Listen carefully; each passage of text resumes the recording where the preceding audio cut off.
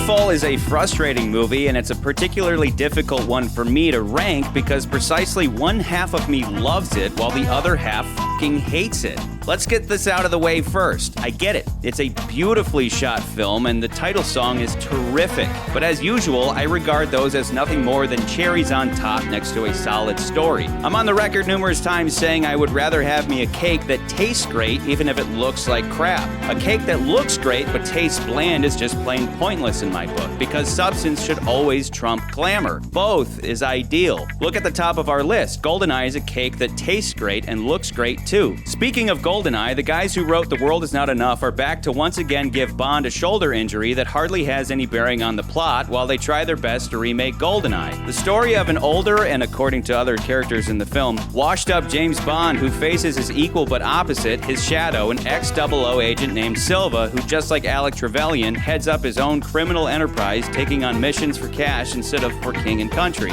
Not so coincidentally, both of these stories tackle the relevance of James Bond in a post-Cold War world. However, where GoldenEye had the advantage of coming on the heels of the collapse of the Soviet Union and the end of the Cold War, the very reason the 00 program was instituted in the first place, Skyfall has what? The rise of the internet? Does that mean war and threats from rogue states and the necessity of maintaining boots on the ground is suddenly outdated? We must instead only fight online or something? If that's the case, then the opener should have been Q droning terrorists while Bond wastes company money sitting in a casino gambling. Then he would certainly have looked like an embarrassing waste of taxpayer money in need of a tale of resurrection. Then all that courtroom stuff would have some thematic weight to it, but instead it's messy because at first it's an indictment of M's bungling of a job that needlessly exposed numerous undercover MI6 agents and got them killed, but then suddenly we're talking about terminating the entire 00 program, thus ham-fistedly shoving in this theme about why we still need Bond so that this movie can feel important. GoldenEye questioned why Bond himself kept going, not the entire 00 program, which is absurd in the wake of two films about uncovering a global criminal organization that for all we know is still in operation, you know, the one responsible for 9/11? But no, the death of the MI6 agents brings about talk of getting rid of all agents when they should just replace M and do what governments always do and beef up MI6's resources so nothing like this ever happens again. What I'm getting at is that the central plot element of the stolen list and dead agents in this film contradicts the central themes of the film itself, which are all over the place and vaguely connect. Practical intelligence versus digital, chasing spies is quaint and irrelevant, Bond himself is old and it's a young man's game, death and resurrection, Emma's mother figure to Bond and Silva, who are both pissed she threw them under the bus, and then of course returning to Bond's childhood home for absolutely no reason other than it obscurely indicates some depth of character while in fact revealing nothing new about him. It's all meant to give the impression that this movie is super smart and meaningful, which perhaps it is in part. I'll definitely give it good bad guy status, but simultaneously it is by far the most annoyingly contrived and self-aggrandizing Bond film to date, which we'll get into in excruciating detail by tearing apart the plot, and when it crumbles, we will stand tall and face it all together.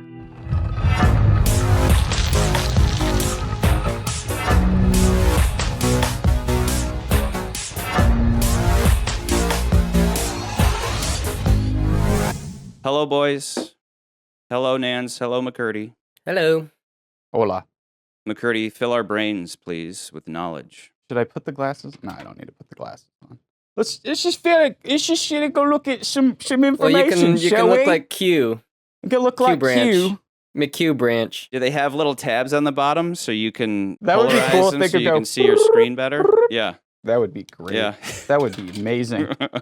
All right, so let's begin with the aftermath of Quantum of Solace. There were several plans in place to put Bond 23 in production almost immediately, but the Craig era, at least I believe, in my opinion, have been cursed. Instead of writer's strikes, MGM filed for bankruptcy, which held up production of the next film. Production was supposed to begin in 2009, but was postponed in 2010. The gap between films at this point was 4 years, the longest for between films for the same Bond at this point. So if you remember, Connery's films are literally like the next year. It's like next year, with the exception of when it was Lazenby that we had a 2-year gap. Yeah. And then another year gap, and then we got Connery again. 73, we get Roger Moore. Man with the Golden Guns right after it, and then Spy Who Loved Me. I think there was like a 3-year gap there. Then it's every 2 years, like clockwork through Dalton. The only other big exception was like that 6-year gap between License to Kill and Goldeneye. All I'm saying here is like it's a long gap between films. You're saying there's a difference between gaps when it's The same Bond. versus changing Bonds. Yeah. Release date and then who was playing Bond at that point. And it makes a big difference because I think the Craig era of Bonds is cursed. I'm not going to have the full rundown of why I think that until we get We'll to get there. The last movie. But there's a lot of stuff, even in this movie, because Charlie, I can't disagree with you more. I think this movie is deep. I do think, and I know you're saying it's deep and more of like it's not quite tied together. I'm saying I think it is tied together. I think it actually works really well together. I'm not sitting here saying it's trash. It's hard to have nuanced opinions on the internet. I'm going to be harsh on it. If you guys are both raving about it, I'm not going to rave with you. You know, So we're I'm at not the sitting here rave? saying it's at the bottom. I'm just So like, what you're as usual, telling me, you just if we hate were at the Skyfall. rave- No, it's not at the bottom. So if we're at the rave, we're doing the ecstasy, and you're just sitting here. I knew it. Okay, sorry. Okay, so moving forward, I'd like to comment. After Quantum of Solace, which let's just say left more to be desired, it wasn't a failure, but yes, there was probably more to be desired Yes, all over the place. objectively And so. with the 50th anniversary looming, Barbara and Mikey G. Wiz probably said, let's hire some top shelf talent like Bond would order Dom Perignon 53. Because he prefers the 53 over the 55, if you don't remember that. I prefer the 53 myself. All right, so there was a script by Peter Morgan with Neil Purvis and Robert Wade, which that's the writing team. We've talked about this ad nauseum. Co-writing titled Once Upon a Spy, the script had Judi Dench, being blackmailed by someone she had an affair with during the Cold War, preferably someone from the KGB. And at the end, Bond would have had to kill M. This script didn't work out, but they did keep the death of M in the storyline. So the Bond co-writing team, Purvis and Wave, as we keep calling them, did concoct a new script that took elements from the book versions of You Only Live Twice and The Man with the Golden Gun. Bond would have had an amnesia, which we talked about. If you guys have seen our videos going over all the Bond books, we talked about how he got amnesia. And then he would return to MI6, which he does in this movie. And then he would have to track down a Scaramanga-style villain, which we got Silva in this movie. How do you like my island? Do you like the island? And then there was even a plan to have a woman he impregnates to track Bond down, which these elements sound familiar, but I don't know from where. Maybe it's a later film. This script also didn't see the light of day because, again, of MGM's financial problems. So this film is directed by Sam Mendes. Many times I've spoken about most of the Bond directors not being big names. In the past, we talked about Peter Jackson possibly directing, Steven Spielberg possibly directing. But at the end of the day, usually they were too big of names. They didn't want to have a big name controlling it. Right now, Christopher Nolan's talking about, I would love to direct a Bond film, but I want all the control, which is, I think, part of the reason why most of the time the Eon Productions family doesn't really want to bring somebody who's going to put up their hands into everything. Yeah. However, we got Mendes. I think Mendes may be the first that is sort of outside the norm. Mendes' filmography includes American Beauty, won Best Picture, and it won him Best Director. Road to Perdition. Craig had a role in that one, also was nominated for a bunch of stuff. Jarhead. And recently, 1917, which also won him a bunch of awards. So he stands out when you look at other Bond directors in those respects. No disrespect to our Lord and Savior, Martin Campbell. May he be praised. I feel like you're gonna edit the. Oh, he will. Daniel Craig had actually shepherded him to direct the next film after Mendes saw Craig in a play. It's called A Steady Rain. I read about it. It is sort of like a tale of Jeffrey Dahmer. It's about these cops who return this Vietnamese boy back to a cannibalistic serial killer, and it's a play. Craig claims he drunkenly offered him the job after they'd reconnected at a holiday party thrown by his stage partner, Hugh Jackman. So that's kind of cool. Mendes took a meeting with Barbara Broccoli and Mikey G. Wiz, and of course, got the job. Going back to the script, though, so the ongoing writing team, Wade and Purvis, had a new draft that featured Raul Sosa, which ends up becoming Silva, but that was the original name. Mendes brought a screenwriter, John Logan, to rewrite the script. Who is he? Well, he's also an impressive list of scripts to his name, which included Any Given Sunday, The Aviator, and Hugo, which were both done with Martin Scorsese, Gladiator, which was Ridley Scott, The Last Samurai with Tommy Cruise. To prepare for Skyfall script, Logan read all the Fleming books, and he watched all the movies. Good. That should be a requirement. We all know that Timothy Dalton did the same thing.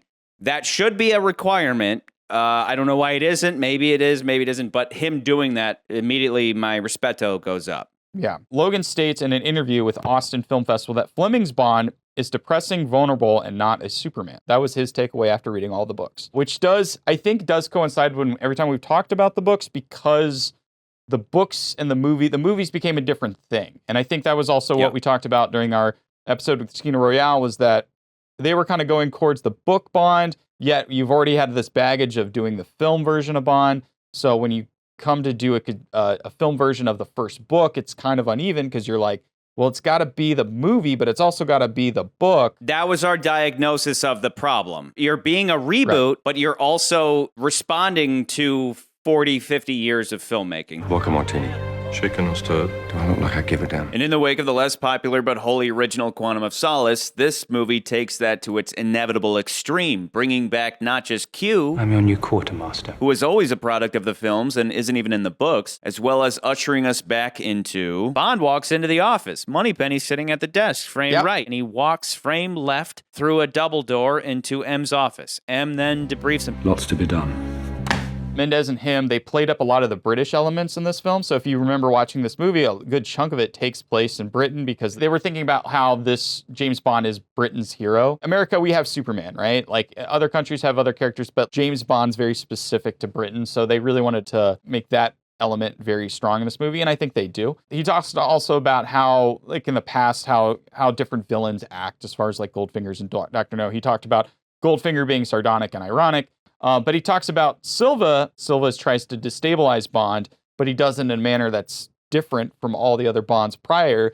And it's fantastic. He says beautiful. he destabilizes Bond. He said he destabilizes Bond by using homoerotic seduction, but Bond turns it on him, which is the best part of that whole scene. It's so Bond. Well, first time for everything. Yes. What makes you think this is my first time? I will also add that Mendes, by extension, hired 2 other collaborators to this film that makes it stand out. First one being composer Thomas Newman. Many of the most recent Bonds have been scored by David Arnold, and then famously by John Barry. There was, I think, one exception from that. Guy did the music for Rocky. I believe he did For Your Eyes Only. But for the most part, John Barry has scored all of the previous Bond movies, and then we had David Arnold through the 90s until today. But for this movie, we get Thomas Newman. We'll get into our usual Batman talk soon enough, but I swear there's one moment where he gives a little nod to Hans Zimmer.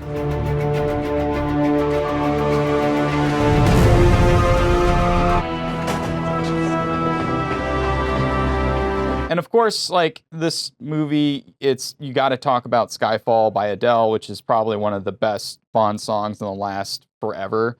Yeah. I was curious to know whether Charlie would prefer Skyfall or Casino. I am by default. I'm going to obviously go with Casino. Yeah. Skyfall is I am a objectively Skyfall terrific. But when it Skyfall. comes to Skyfall's Bond, really like remember we talked about how Live and Let Die transcends the movie Live and Let Die, right? Yeah. People are like, I love that song. I had no clue it was attached to a film in the first place.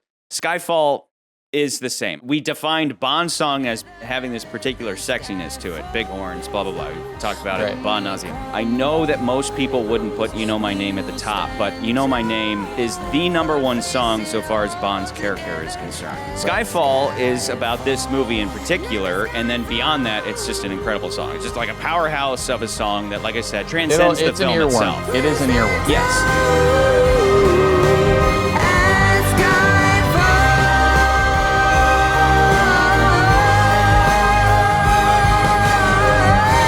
There's 2 reasons I like it. I like it because it's a great song for one. Like it sounds great on the radio. You can listen to it and not realize it's a James Bond song. Yes, you're right. But I also like it because it definitely heralds back closer to what John Barry was doing with Shirley Bassey, with Goldfinger and all those old tunes from the 60s. It kind of has a resemblance to it. So it feels very Bond, but also very new. Anyway, sure. So again, we were talking about he hired 2 collaborators for this film. The other being, I guess you can do a drum roll or not do a drum roll. It doesn't really matter. Roger Deakins. So Nance. Oh, yes. Roger Deakins. Deakins. So Nance is aware And so just so I set the record straight, yes, Deacon's cinematography looks amazing in this film. But to me, like Charlie, you put it before, it's a cherry on top, like Adele. And I literally wrote that before you even said it. I didn't even know you were going to say that. But yes, after watching the movie, it's great. It's not the reason I love the movie.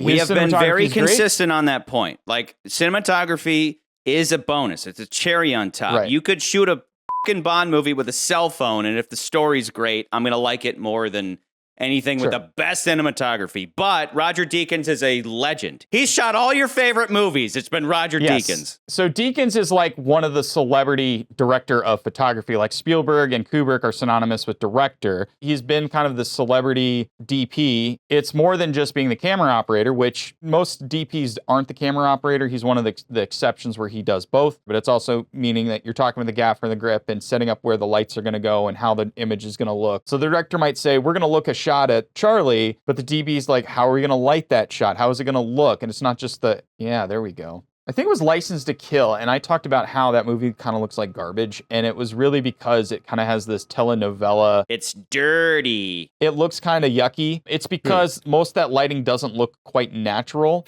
And if you go back to like Dr. No and Goldfinger, those films look a little more like stage theater-y thing, and you do see some mood lighting here and there in those early films, but it's still kind of theatrical, and it has that like 60s and 50s Technicolor look to it. Over time, they started getting farther and farther away from that and being like, we got to light it so it looks natural, but it still looks good. And you see that a lot with the way Deakins lights the movie. So it looks great. Going through some of the cast members, we got Judi Dench returns last time as M. She also utters the first F-bomb in the entire series. I f***ed up, didn't I? Still PG-13 because it's just the one. Also, M is the first non-villainous recurring character to die in the films on screen. We came close with License to Kill with Felix Leiter, but she is the first reoccurring character that actually was killed on screen. Yeah. She also is tied with Bernard Lee in playing M, but only by the number of years. They both played M for 17 years total, both of them. However, of course, because we have all these gaps in time between films with the later films, Bernard Lee played in more films. I believe he played it 11 times. I think she was like 7. So, of course, he played it longer. They did, I think, in the online, they also said, like, well, technically, she's in it longer. She plays him longer because she's in the next movie in a flashback or something. But let's not count that. Let's not count that. Javier Bardem. Got to talk about him. He's like probably one of the most important parts of this movie. Plays Raul Silva. Tiago Rodriguez is his real name. Silvia was intended to bring back an absence. Silva. Let's get that right. Silva. Not Sylvia. Silva. Sylvia is... I'm thinking of Sylvia if he went trans, he'd be Sylvia. Oh, Mr. Bond. But no, it's Silva. I was thinking of... You know what I was thinking of? I was thinking of... Trench. Sylvia Trench. Sylvia Trench. Sylvia. Bardem had his script translated to his native language of Spanish to prep for the role, which I think is pretty impressive. So they took the entire script, translated to Spanish, so you can memorize the Spanish lines. Crazy. And then convert it to English. But Mendez says like that's him committing to the role. While every Bond villain has its deformities, which we do eventually see in this film, of course, because he takes the thing out. Mendez and Bardem settled on dyeing his hair blonde. Bleaching him blonde, you can't help but think that they are giving him the Goldfinger treatment. He does have a similar look to Julian Assange, founder of WikiLeaks. And that's what people have always said. He's like, he kind of looks like the WikiLeaks guy, which kind of fits again with the theme. Always got to be picking out billionaires to pick on. Yeah. We're always picking on billionaires every episode. Sorry, you're so successful. We're gonna honor you with a Bond villain. Next, I have a couple of people that are new to this film, but they're new to the franchise. Naomi Harris plays Eve Moneypenny. You might remember her. This is the thing I didn't know. She was in Pirates of the Caribbean. She was in the second. She was in the second and third one. She plays Ty Dalma, the voodoo witch that's in both of those movies. I don't know if you remember those movies. Yeah. Calypso. That's her. She looks very different from this movie to that movie. So it's pretty crazy. Is it Ralph? Hold on. Ralph Fiennes? Ralph? Ralph? Rafe Fiennes. He plays Garth Mallory. Gareth Mallory. Some thought that he would be playing a new version of Ernest Blofeld before the movie came out. But we got the new Jesus M. Christ. Ernest. Ernest? It's Ernest. Ernest He's goes to Spectre It's Island? official. The next franchise we're ranking is the Ernest movies. Ernest. Ernst Stavro Blofeld. Okay, calm down, buddy. Ernst Blofeld. I didn't take Ernest German in Blofeld. school. Okay. Ernest becomes Blofeld. That's like the title of the best Ernest movie that was never made. Ernest takes over the world. It's Ernst Goes to Spectre Island. That's the movie. Ernest Goes to Spectre Island. That's the one I want to see. I am gonna butcher this name. Bernice Marlowe. She plays Severine. Once you see a name with like parentheses on letters, you're like, I'm done. Yeah, I'm done. And then of course we got Albert Finney plays Kincaid. This role was originally intended to have Sean Connery. They wanted to ask Sean Connery to come back. The reason why they didn't want to do this, because the producers thought that it was going to be too on the nose. It was just going to take the audience out of the film. Because if they had done that, That's fair. Yes, it would have been cool. It would have been like, oh, that makes so much sense. That's But perfect. it would have been confusing. Remember Die Another Day? The whole thing was, let's have Pierce Brosnan gets a phone call from somebody in Scotland, and it's going to be Sean Connery. Like, they keep trying to do that, and Mikey G. Wiz and Barbara have the I don't know, maturity, the business sense to be like, no, let's not do that. That's cute, but let's not do that. But even so, they do certain things in this movie that I do think they're cute when you first see them, but they are a little bit on the nose. Like, you know, my name's Eve Moneypenny. Wink, and I'm like, ugh. We got Ben Henshaw plays Q, first young Q. Wishaw. Yeah, you're right. I wrote it. It's just, McCurdy, I love you. Can I just? No, you don't. I'm just going to tell you right now. No. I love and adore you. You're just like, hate you. You're adorable. You're dumb. Shut up, you're dumb. Anyway, he's the first young Q, but we never find out if he's meant to be Major Boothroyd. Good morning, Major Boothroyd. Morning, Major. Look what Q's brought for us. Of the novels are an entirely different character altogether. Like, they never say which version of Q, if this is a new Q. I think he's new. Or There's if it nothing is to the old indicate that he's Q. Boothroyd. There's He's just new Q. He's new Q. guy who heads up Q branch. Did you guys catch the Mikey G. Wiz cameo? I didn't even look one up. Where is it at? Okay. M is standing over the bodies from the gas explosion in MI6. They cut to the door, and in the far background, you just see Mikey G. Wiz standing with a bunch of people outside the door. Let's do initial ranking first, because I don't want you guys to think that I think that this is garbage. This movie is obviously not garbage. I think this movie is overrated, but I'm not ready to say it's like for example, I'm not going to put it below Quantum.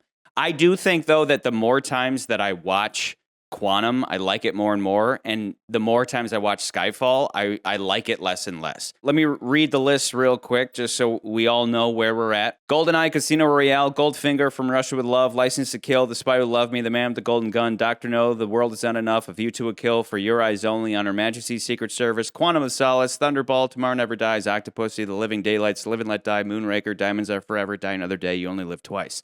So, I come in strong on I think this movie's overrated, and I do in terms of the general population. Like your mom probably likes this movie. Maybe your mom's never seen a Bond movie in her life, Probably but she would everyone likes like this this movie. Anybody who's never seen a Bond movie in their life comes into this movie and loves it. My biggest gripe is that, where it's like it's not necessarily made for Bond fans, it's made for everybody, and I think the shortcomings come in there, but I'm the last one to come in and be like, it's trash, it's bad. I'm torn on it 50-50, literally throughout, but where do you guys land in the list as it stands? What's your initial rank as of now? Personally, if this was my list, looking at these movies, I like this movie better than Casino Royale. Every time I watch this movie, I like it more. I like it more than I'd like Casino. And I understand why you guys would say, oh, I like Casino because it's like it's all about the Bond character. But I'm like, this feels more what I wish most of Craig's films were. And unfortunately, they weren't. So that's kind of where I'm at. I personally like it throughout. And you're saying every time you watch it, you like it less. McCurdy's saying every time he watches it, he likes it more. I've only seen it a couple times. There's no glaring issues for me, and I like it. Like, again, I like it throughout. I would say the highest, it can't beat Casino. I think you're right. The top two are pretty much in the If you clear. guys are like both like it can't be Casino, I could see like that's probably where I'd put it. I just put it at number 3. Oh, you like this more than Goldfinger? Kind of shocking. Shocking. Shocking. Positively shocking. I do like it more than Goldfinger. Wow. Okay. I like it more than Goldfinger too. My biggest thing with this movie is I think the villain is by far the best villain in any of the Bond films. I think it's better than Goldfinger. I think he's better than Scaramanga. Yes, I think GoldenEye works really well because it's the first time we get the rogue agent. I think this one works best because it works well with its themes. And I know, Charlie, I know you early on you're saying, oh, well, in the review, it's like, well, it feels like the themes are all over the place. And I'm like, they're actually kind of connected for a purpose. And we'll definitely get into that. And I think that's why I like this movie so much, because every time I watch it, I'm like, oh, I didn't see what they were doing with that. And I like this thing as well, which we'll get this out of the way. Let's just talk about this real quick. A lot of people put comparisons between this movie and The Dark Knight, which, if you remember, The Dark Knight came out in 2008. This movie came out in 2012. He wanted us to catch him. The Joker planned to be caught.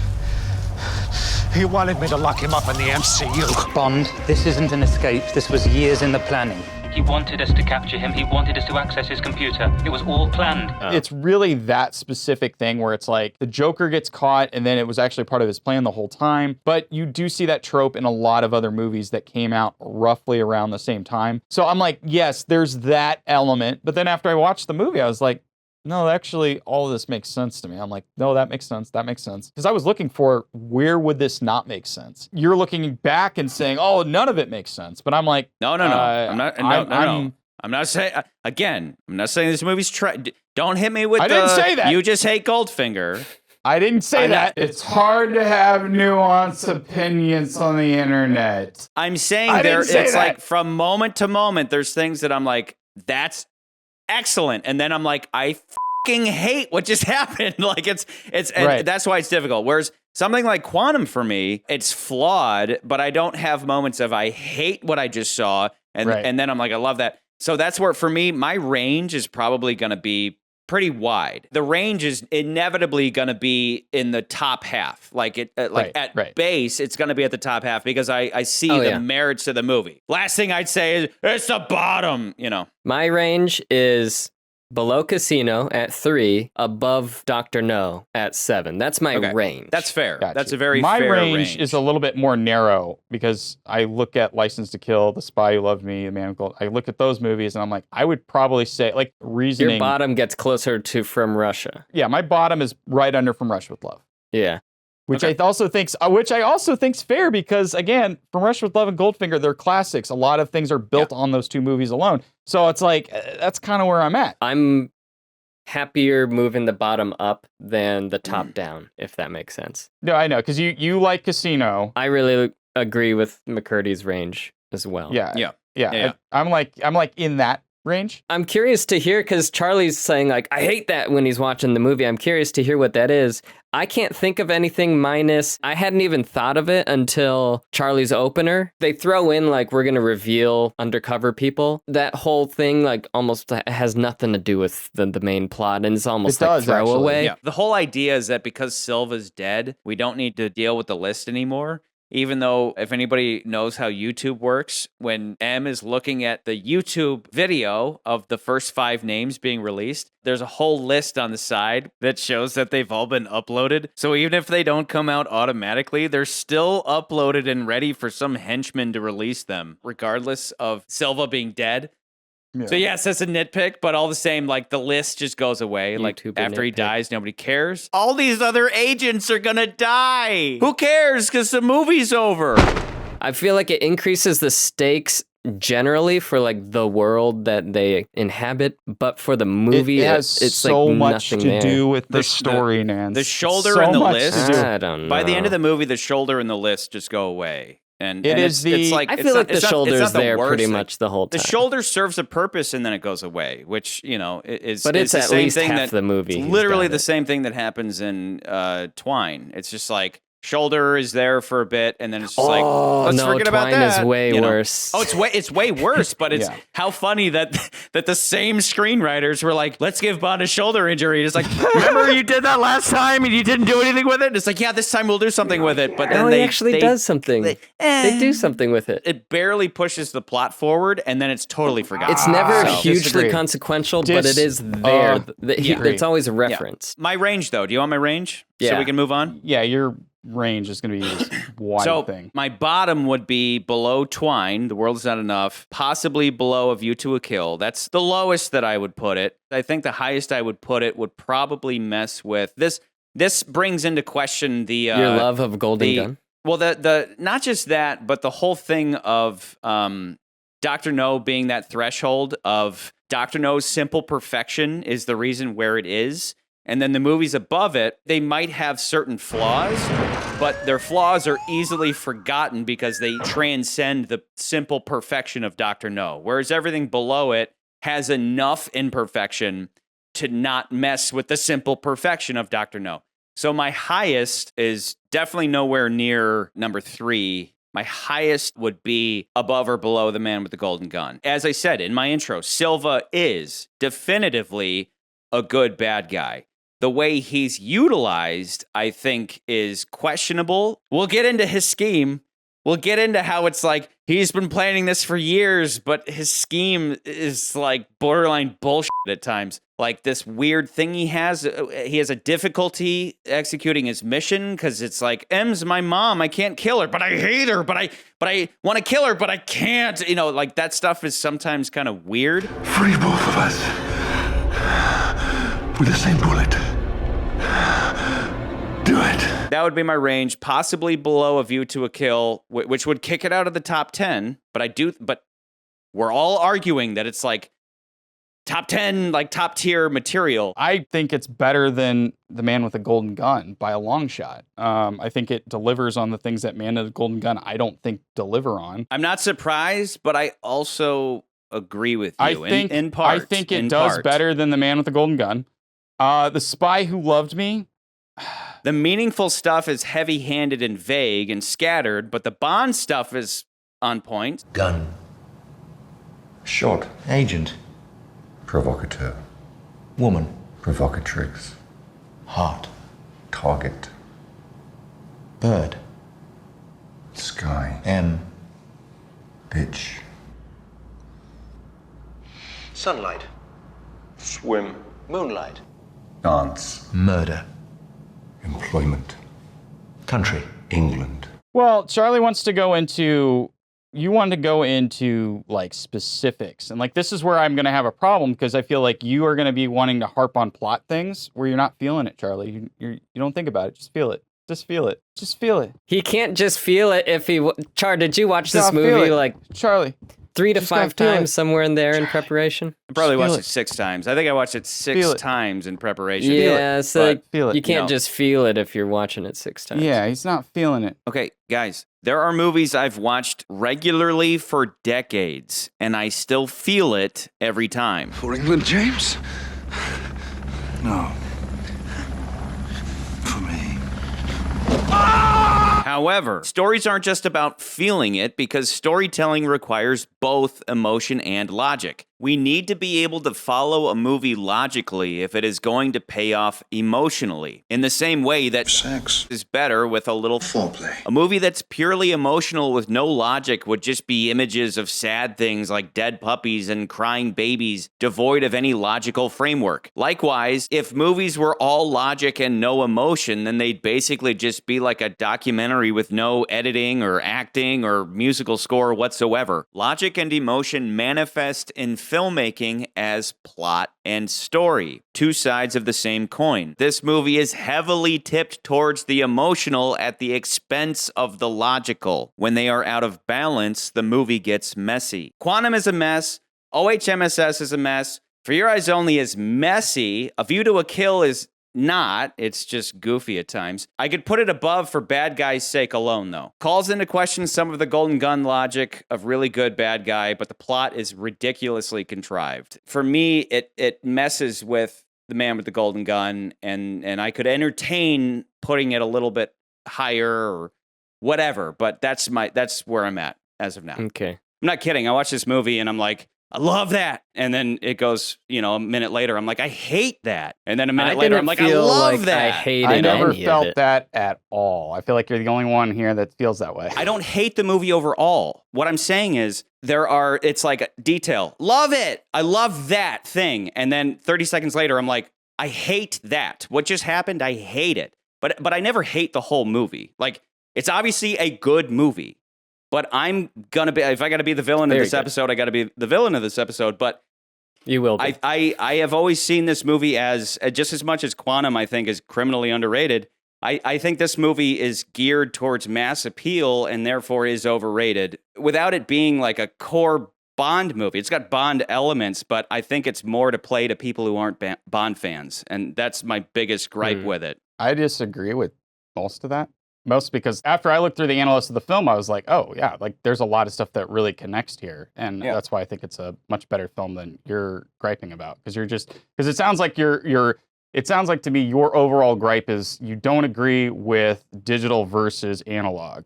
And therefore, you think movie not good. I think the theme wasn't nailed. I think it goes past that too, though, because I think we'll get into it. Let me go ahead and do my spiel. So this movie has two major themes. I have several themes. Actually. You give yours. There are. You show me yours. Okay. I'll show you mine, McCurdy, just like we do after hours. Right. This film has two major themes. Sometimes the old ways are the best. Sometimes the old ways are best. Or a better way of looking at it is digital versus analog. Silva, and Q. Charlie, you're stupid. You just Silva want me to tell you I love you. You do. He's using Silva us. and Q represent the digital age. I'll hazard I can do more damage on my laptop sitting in my pajamas before my first cup of Earl Grey than you can do in a year in the field. Destabilize a multinational by manipulating stocks, but easy. Both characters even point out how they can do incredible spycraft with just a touch of a button. Just point and click. However, they both aren't perfect and can overestimate their own abilities. Bond, M, and I'd also argue Mallory represent the analog. They are all from the old school days. I like even when they have Mallory brandishing a weapon. This film, much like GoldenEye and the post-Cold War, has to answer the question, what's the point of spies on the ground when we can get our intelligence or sabotage another country or group from a computer? And they even talk about this with, Sylvian mentions when he's talking about the computer, he's like, oh, I can, ruin a country's economy with just a couple clicks of the button. I can to the highest bidder. Send a drone. He talks about all that stuff. So I feel like it's very well covered. Like that to me is the reason why they're trying to make this argument in this movie. But like I said in my intro, if that's the main theme, then the opening of this movie should have been Q sitting at a computer droning people while Bond's fucking around in a casino or something like that. But instead, it's Bond doing boots on the ground stuff. I really do think that conflicts, where if Bond is so useless, then why is the first thing we see how useful Bond is? That's because a big that's gripe the movie. of mine. No. Because you're mixing it up. That's the movie making the point. He is making the winning argument. He has to make the win. He's the protagonist. He has to make the winning argument. And of course, him on the ground, I feel, does fit that. Like, that is what he is doing as the movie going on. Everybody else in the movie is chattering and saying, oh, I don't understand why we need Bond, because we've got this computer geek who can basically hack anything. We've got Silva over here who can basically do all the cool things Bond can do. And we don't have to utilize Bond. We can use a drone and just wipe somebody out. So what's the point of even having a guy on the ground? That's exactly what I'm saying. Show me that. Show me everything you just described, but that's not the beginning of the movie. The beginning of the movie is we have this hard drive, and they never go into it, and that's fine. What you have to accept when the movie begins is that for some reason there was some deal going on where there was a computer with a hard drive that had I'm going to call it the knock list. You lost the computer drive containing the identity of almost every NATO agent embedded in terrorist organizations across the globe, a list which, in the eyes of our allies, never existed. The knock list from Mission Impossible is it's got all these names of undercover agents. So let's just call it the knock list.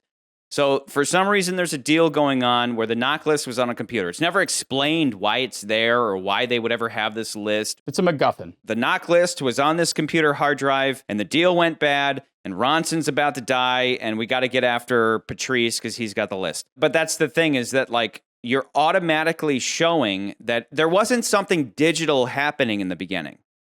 It was physical. It was real world. It was Bond going after a guy. It wasn't Q. We didn't see Q being like, don't worry, M, I'm going to drone strike the train so that the list will be safe. Right. That would have set up this idea of the digital versus the real world, but we didn't have that. And that's not like a huge gripe. I'm not saying that's a movie killer.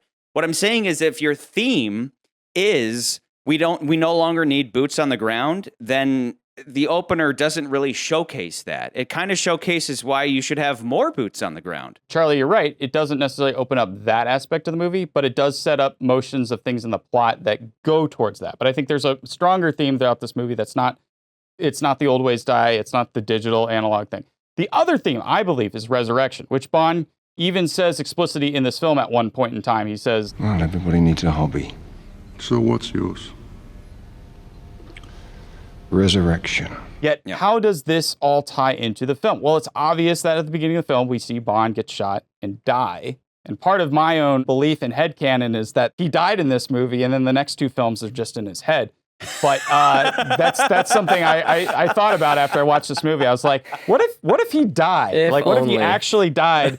And the next two films, this is why this movie's secretly brilliant. No, this what you're describing is how they can bring Daniel Craig back for a sixth movie where he wakes up like, he's like, oh, I had a dream that Blofeld took over the world, and it's just like, now we can do whatever we want. Yeah. They de-age him, and they go back and make more interesting movies. But we also see Silva has been resurrected as well. Thought to have died, came back for revenge. This ties him and Bond even more than just fellow MI6 agents. I think even the destruction of Skyfall itself has symbolic meaning. We go back to an era of Bond that is basically a ghost, who was Bond before he was a 007 or even a man. I do admit they weirdly tie him to Batman, which is another similarity to Batman, where it's like he has this mansion and a family, and there's an a Alfred. guy and an Alfred. So I was like, there's some Batman going on in this movie. Yeah, no doubt. But at the end, like a phoenix rising from the ashes, the family home is destroyed in flames. The old MI6 is destroyed. M is killed. Bond has even died. And at the end, we are given a whole new team. Not a reboot, but a resurrection of what had been the James Bond staples. M, the stern father figure, Moneypenny, the hard-to-get secretary, and Q, the stubborn but resourceful ally. Because sometimes the old ways are best. So it all circles back. That's why. But again, this movie is also... But yeah, it's all circling back. Generally, like, I don't buy it. I just don't buy it in the end. And let me tell you why I don't. And it's because of everything I said in my opener. What the hell does James Bond have to do with messianic death and resurrection? Regardless of some jokes I may have made in the past. JB is in fact JC, James Christ, our savior who sacrifices a happy personal home life to save the world time and time and time again. GoldenEye and Casino Royale, the holy scriptures of Bond. Can I get an amen? Resurrection. This isn't Neo. This is James Bond. All of the resurrection elements are so self-aggrandizing and meta of the franchise itself rather than the specific story that they just come across as pretentious. Like this moment. You look the part now. What part's that? Old dog. New tricks. I get that it's probably the writers referring to the bulldog symbol, but the line doesn't make any contextual sense within the scene and sounds smarter than it actually is. I've always advocated for Bond movies to be smarter, but a return to the basics by way of a Phoenix Rising metaphor isn't smarter, it's just masturbatory. The Phoenix rebooted after bursting aflame! That's why you just hate Goldfinger. This is the M movie for me. This is not a movie about Bond or Silva.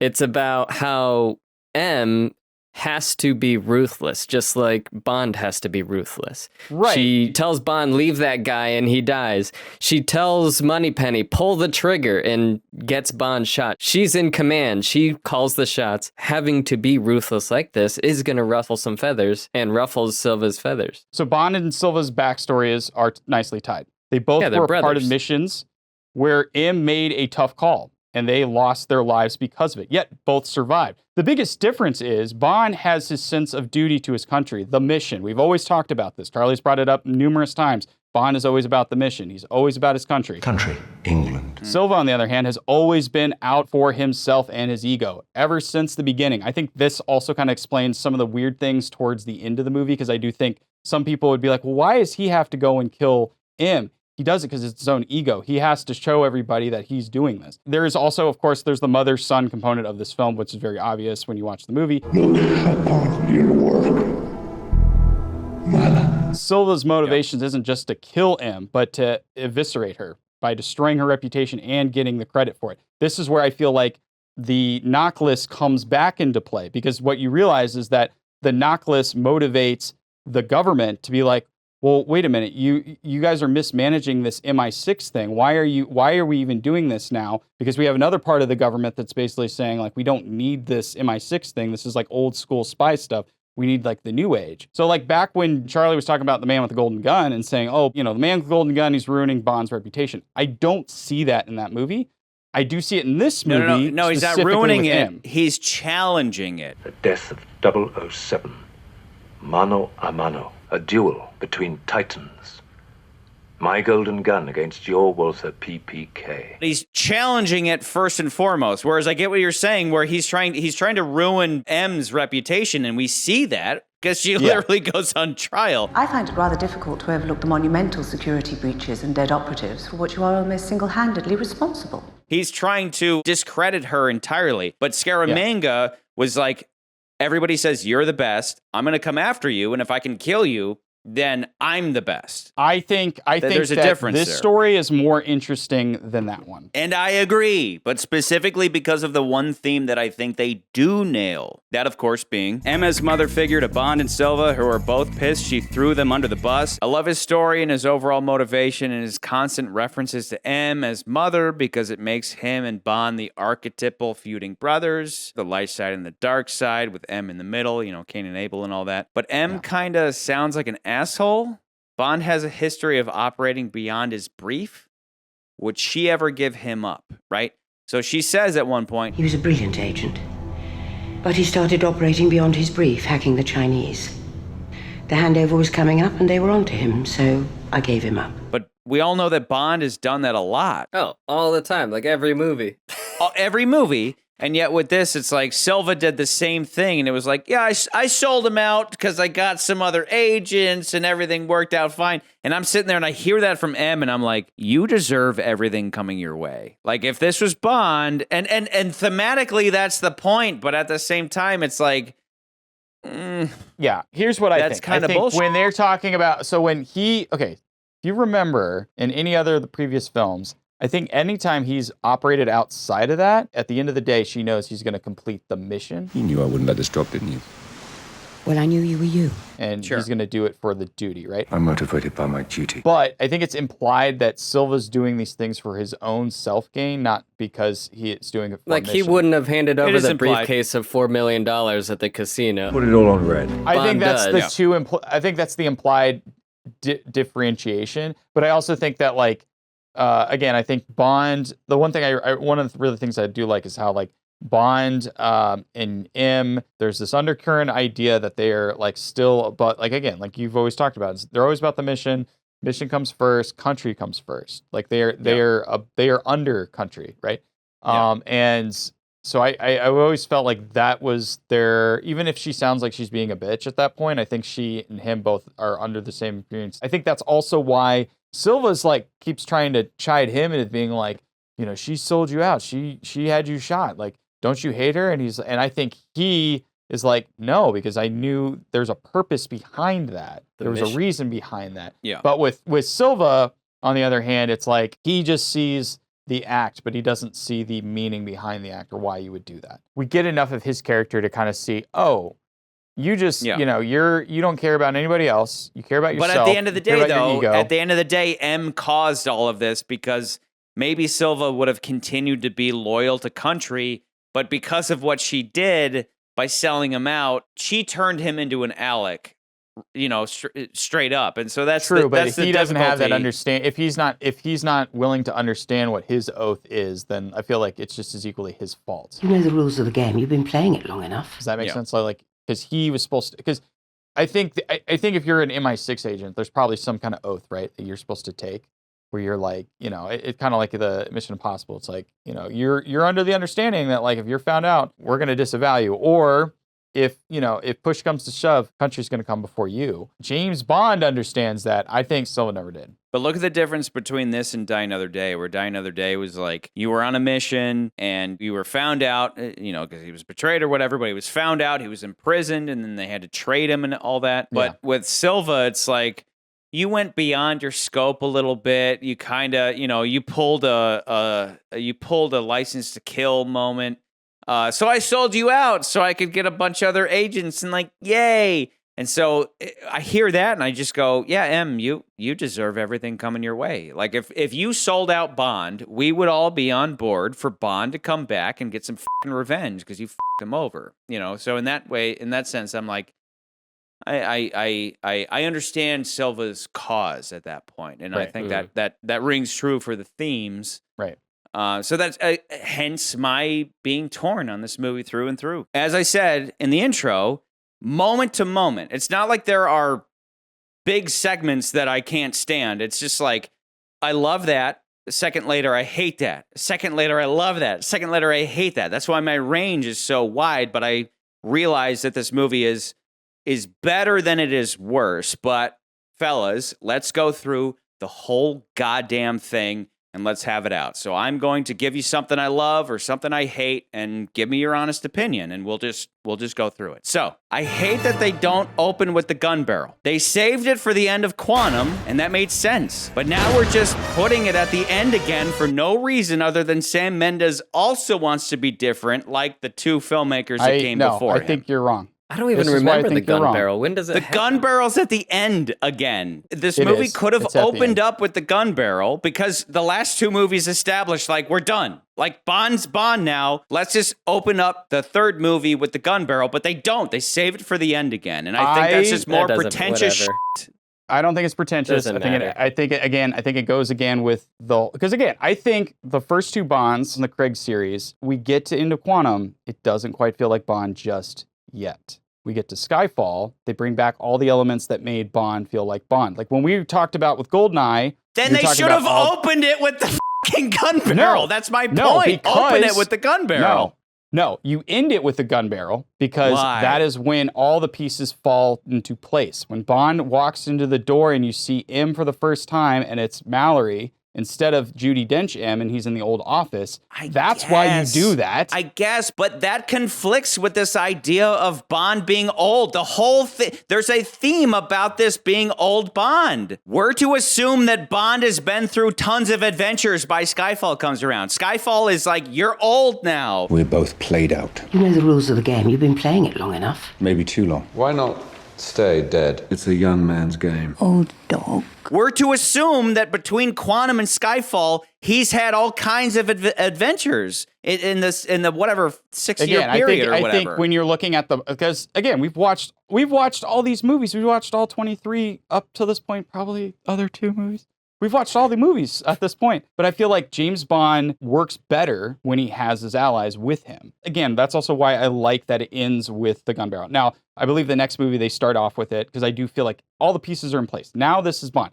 I think, again, I'm going to just jump ahead and say like one of my issues with the Craig series as a whole is that they started off with like, we're going to reboot this franchise without really understanding how they were going to go about it outside of that first film. Because they were like, oh, we got Casino Royale. We're going to do Casino Royale. What do we do next?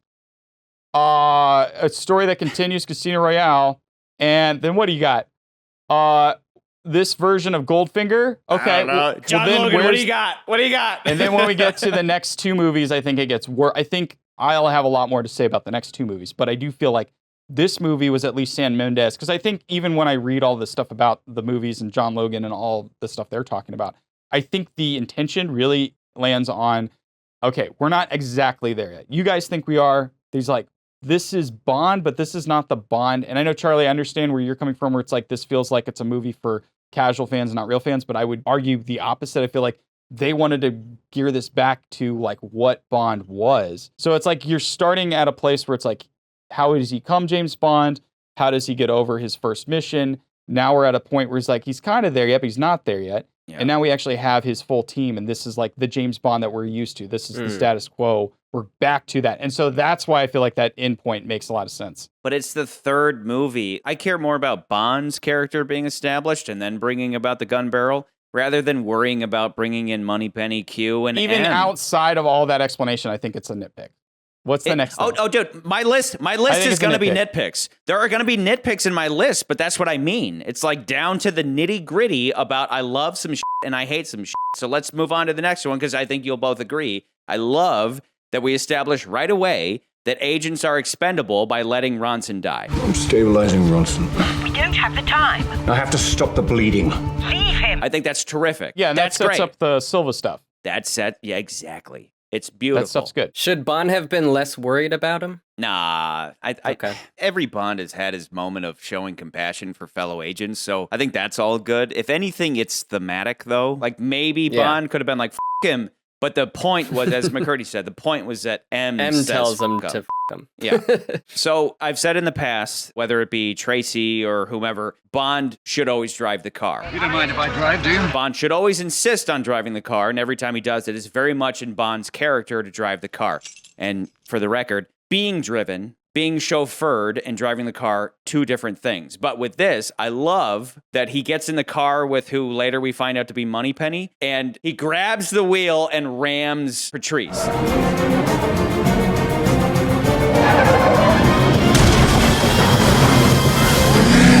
Perfectly Bond. Like, come on, quit f***ing around, just ram him. I noticed this and I didn't, I was thinking about it, like, does this mean something? Because again, let me put my snooty glasses on for 5 minutes. Okay, snooty glasses are on. So in that scene though, when he's getting in the car and she keeps ramming into the rear view mirrors, right? It's all right. You weren't using it. I wasn't using that one either. Yeah, and I was like thinking about that. I was like, what does that mean? Because part of me is thinking like, does this mean like we're not looking back? Like that was kind of what my reaction was like, is that what that means? Exist. We're not looking back. We're moving forward, baby. That's what I saw out of that. That was my pretentious moment where I was like, that means something. There's a reason why they put that in. Because I know it's funny because it's like, oh, it's a narrow space. But like, no, there was an intentionality behind that. Very curious thing, snobbery. McCurdy, do you know what I'm going to cut in now? Very curious thing, snobbery. Secret Service when M says... Very curious thing, snobbery. Yeah, that's great. There you go. So, I mean, maybe, but I think it's more of a female driver's joke. Women drivers. Quiet. But anyway, moving on. Patrice gets off his motorbike and he jumps on the train, right? I hate that Bond rams the motorbike into the roadway guardrail.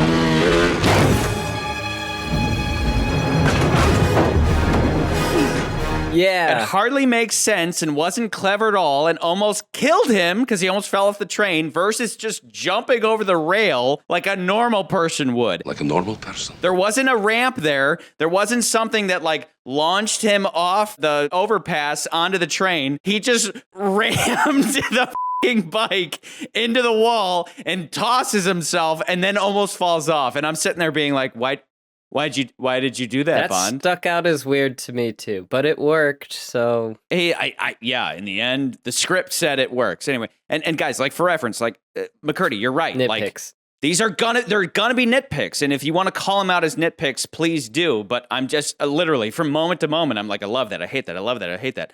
I love that Bond runs out of ammo and has to use the crane. That's on point. But I hate the stupid line. VW Beetles.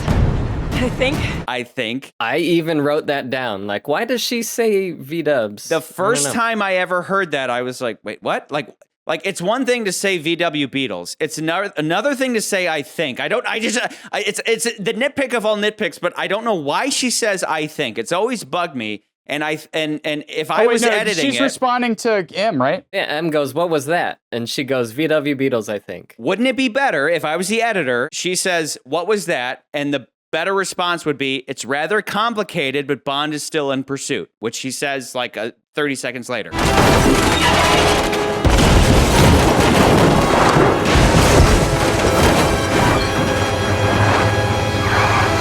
was that? It's rather hard to explain, Mark. 007's still in pursuit. pursuit. As an editor, I'd have been like, I will die on this fucking hill to get rid of that first line and keep the second line, and this movie would be better for it. That's a better fucking response than VW Beatles, I think. What was that?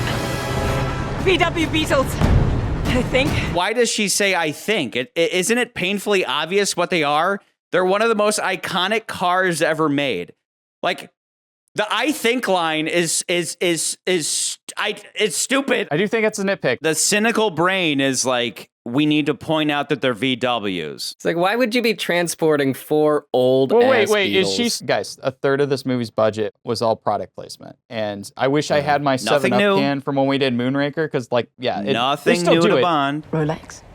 Amiga. Dom Perignon 64. 50-year-old Macallan. Aston Martin DB5. Walter PPK, 7.65 mil. Author PPKS 9mm short. But I will say, I think they do a better job in the newer movies with the product placement than they did in the past. It's not as on the nose, it's not as obvious. It's not as on the nose. VW Beatles, It's not as obvious. I think.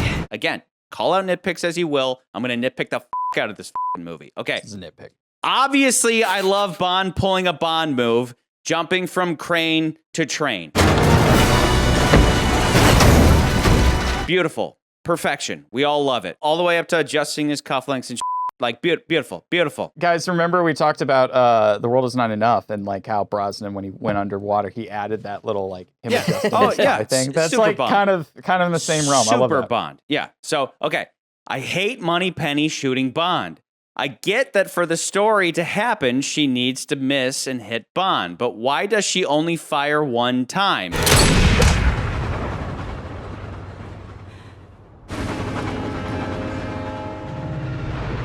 She should have unloaded her f***ing clip. And why didn't Bond say anything about it? Because we know he has comms. That is a question. Like, is M talking directly to Moneypenny, or are they He's all talking in the to convo both and of he's them. not? So why isn't he like, don't shoot, I got this?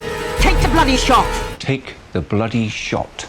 I made a judgment call. You should have trusted me to finish the job. Later, he's got something to say, but in the moment, he's just like, it's not like if he had this, if he was being choked, then he And can't say anything. That's what Craig Bond would do too. Is like, I got this. Yeah, like shut the f up, I got this. Like, don't shoot. Like I'm trust me, I got this. But instead, and that's the thing. It's like like I said, I get for the story that she had to shoot him. But it's like, and you can argue that she shot the one bullet and then she was so like, oh my God, what have I done, that she didn't keep shooting. But we all know that take the bloody shot means Bond is expendable. The list matters more. Unload your f***ing clip. Like, just kill Patrice. No matter what happens, kill Patrice. But she shoots Don't just take one bullet. time and she hits Bond and then she stops. Like, she gives up. And I'm just like, if you want me to like Moneypenny, right off the bat, I'm just like, you suck. Like, Just you have her you unload suck. the clip. You unbelievably suck, and we'll get back to that, like how much she sucks. But that's I'm all right with But it. would that not be more of a reason why she's supposed to be in the office anyway? Yeah, That's how she learns to not be on the field. It is. I don't know. Like- Sometimes like- you'll say something about a movie, and then I'm like, yeah, that's the point. And like, you're like, no, this sucks because of this. I'm like, I think that's the point, is that she wasn't ready for out in the field, and that's why they set her character up to McCurdy, be there's a the part 2 secretary. to this. I hate his scene with Moneypenny after they show up back in the new digs. I'm assisting Gareth Mallory in the transition, and then I'll be back in the field. That's what you want?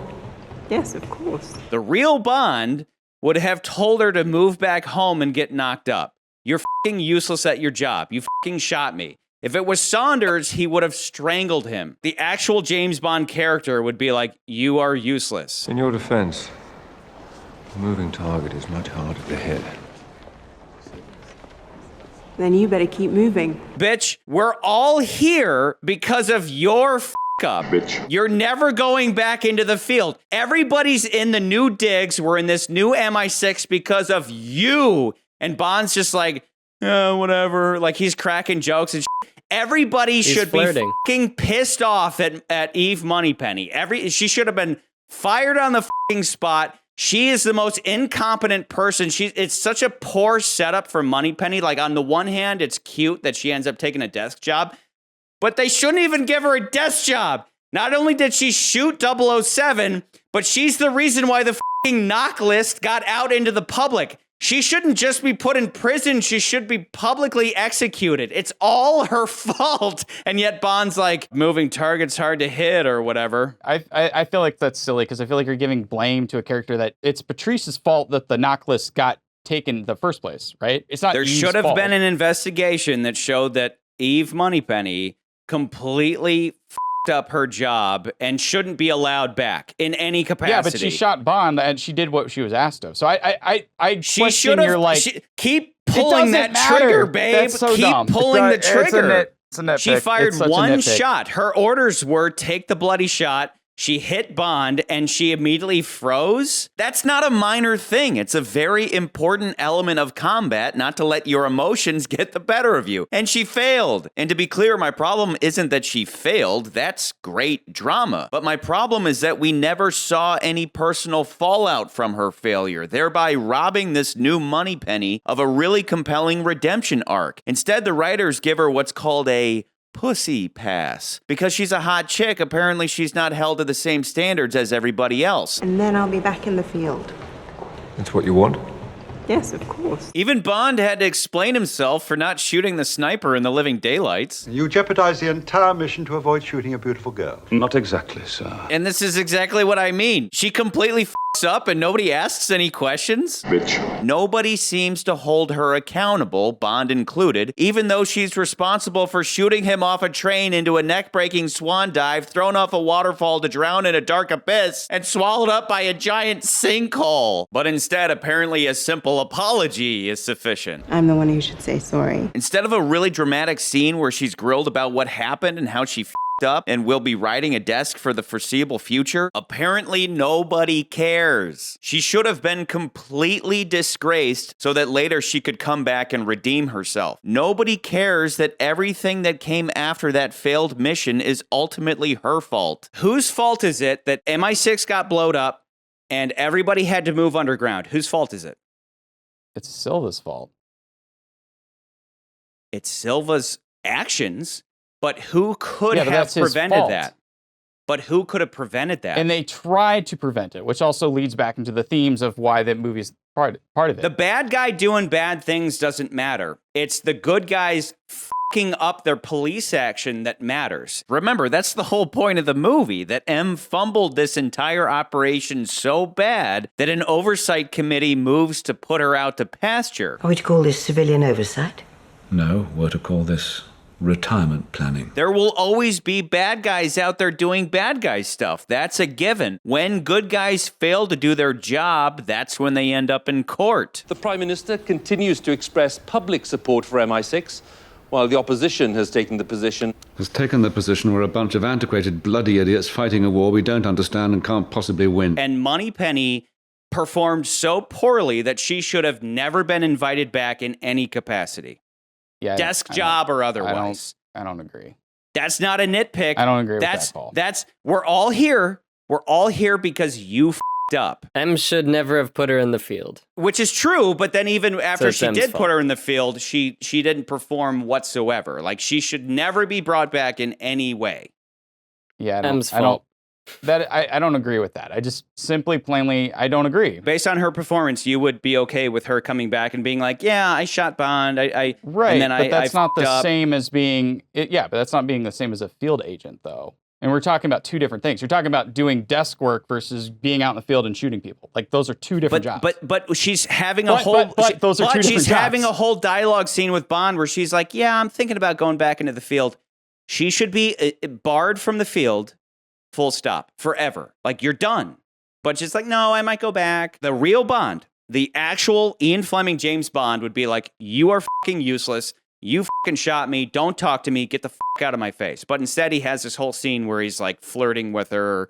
And it's ridiculous. Nah, I'm fine with it. Again, I don't blame her because, again, like, it's a dire situation. You know, it could have ggone either way, and that's why she was like, "Yeah, I don't know what." Those dire situations are what test people, and she failed the test with flying colors. She failed with flying colors. I think you're harping on I still think you're harping on a point that's like you're like, well, she didn't do this thing, and I'm like, I don't think I think see I'm that. justified in harping because Guess what happened? A bunch of embedded agents got executed, and MI6 blows up, and they all have to move underground, and yet everybody's okay with Moneypenny still being there. It's ridiculous. People should be putting whoopee cushions under her chair and spitting in her lunch. She should never have shown her face around ever again, let alone having a scene where she's flirting with Bond. I don't think MI6 agents are very disposable. I don't think you just get rid of them. She wasn't a double O either. Nans, what about a guy named Silva who was the best double O that M ever had, and yet she sold him out because he started to f*** up? Moving on. I love Bond falling off the train. It's f***ing brutal. And yeah, the song is terrific. Moving on. I love that Bond is just banging some chick in a beach bungalow and that he's in full alcoholic mode. But I hate the goddamn CGI scorpion. I said way back in Dr. No that I hate the CGI scorpion. If I'm to be impressed, do that one for real. I understand needing to do the Komodo dragons and CGI and all that, but this one, just get a stunt guy to have a fucking scorpion on his hand. Yeah, or there's non-venomous ones, like... Yeah. If you get stung, it hurts a bit. Whatever. Like, do it for the movie. I think part of it is they might not be able to train insects like that. Inexcusable. It's not. It doesn't need to be trained. You just put a non-poisonous scorpion on your hand. Yeah, they pulled off the tarantula stunt 50 years before this movie was made. When you do it with CGI, it just makes the stunt ineffective and unimpressive. From a character standpoint, Bond is being cavalier with his life as usual, but I don't buy it because there's no real danger. The GoldenEye dam jump is still one of the best stunts ever performed in the series because it's real, and we know it's real, unlike some less impressive Bond moments. Do that for real. Like, make a point of doing that for real, and I'll be impressed. It doesn't look that bad, though. Like, it does not look that bad. It's not the worst, but again, it would have made it a little bit better. McCurdy, go ahead and put your tinfoil hat on for this one. Obviously, I fucking hate that Wolf Blitzer shows up to once again pretend he's an objective journalist and not a paid actor pimped out by assholes who lie for a living, aka the fake news media. Go watch Tomorrow Never Dies for more. I said that all the way back then. As per usual, somebody like Chris Nolan is classy enough to create his own news people to play those roles rather than falling back on CNN and all that. I love the new digs. New digs. Welcome to the new MI6. And getting Bond up to speed and going through the tests, including all of his answers in the psych test, is like pure Bond. Just tell me the first word that pops into your head. For example, I might say day, and you might say wasted. But his Skyfall answer is trying too hard to build suspense for something that, in the end, ends up just being his childhood home. It's trying to be Rosebud. Skyfall.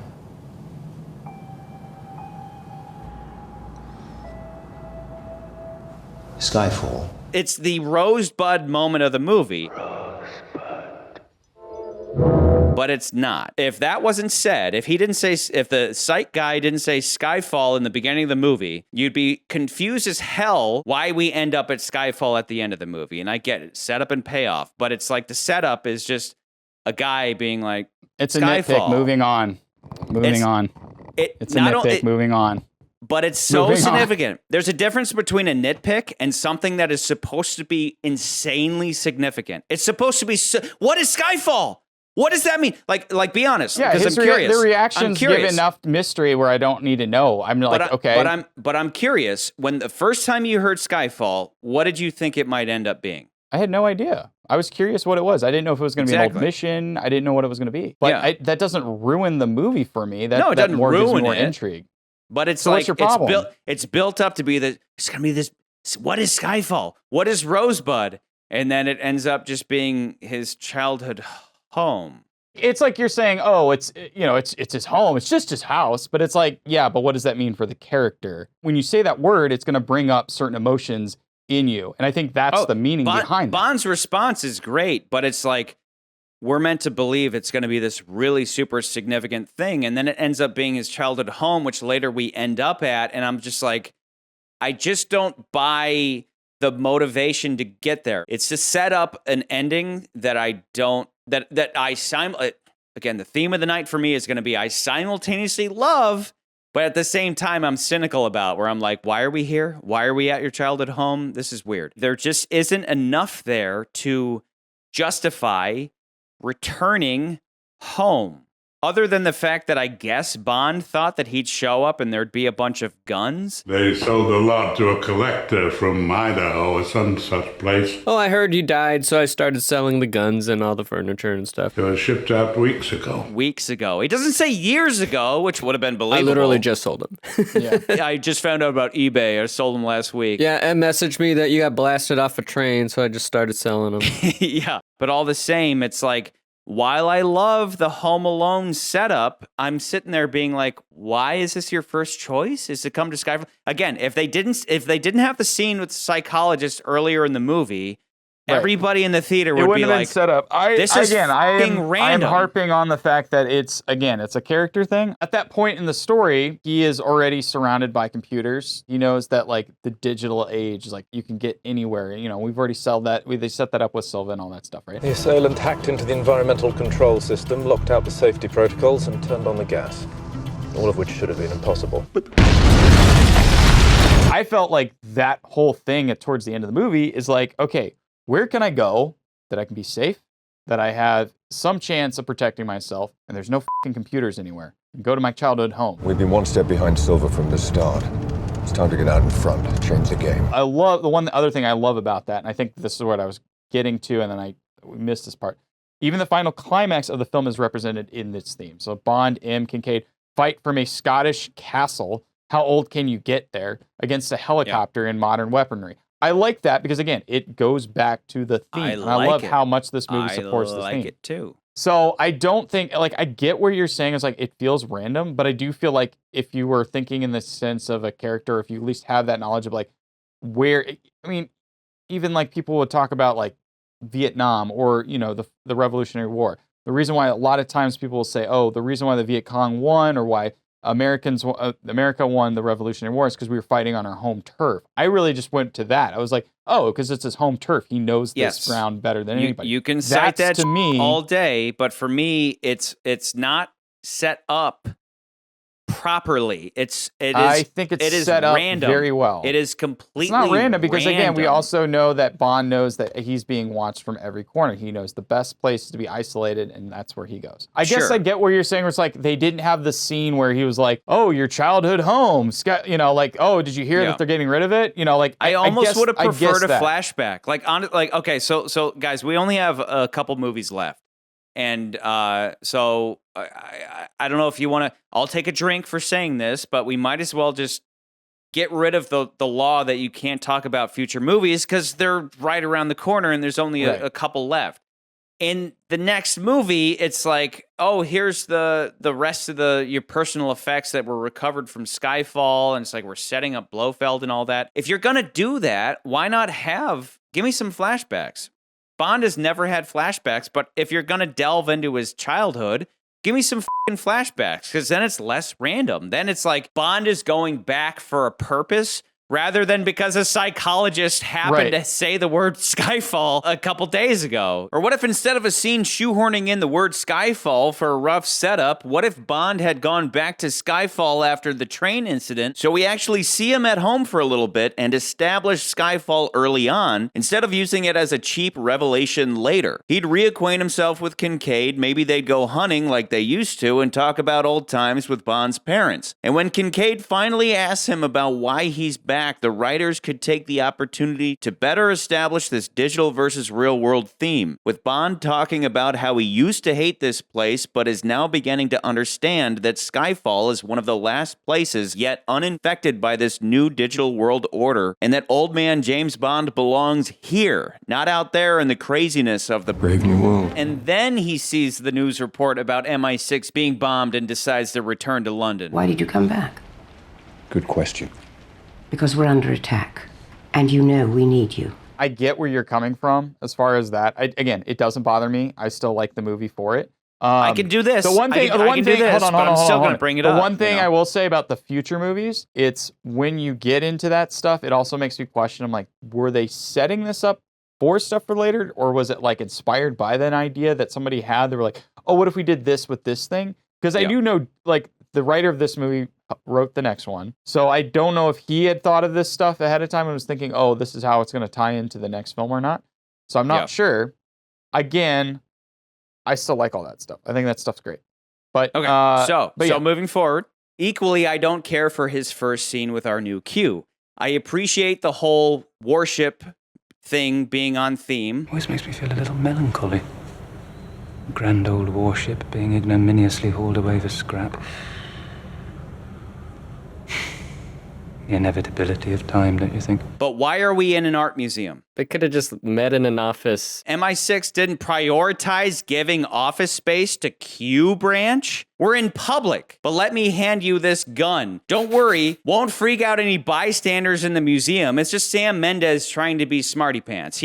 I don't want to have a scene where we go into an underground branch of Q branch.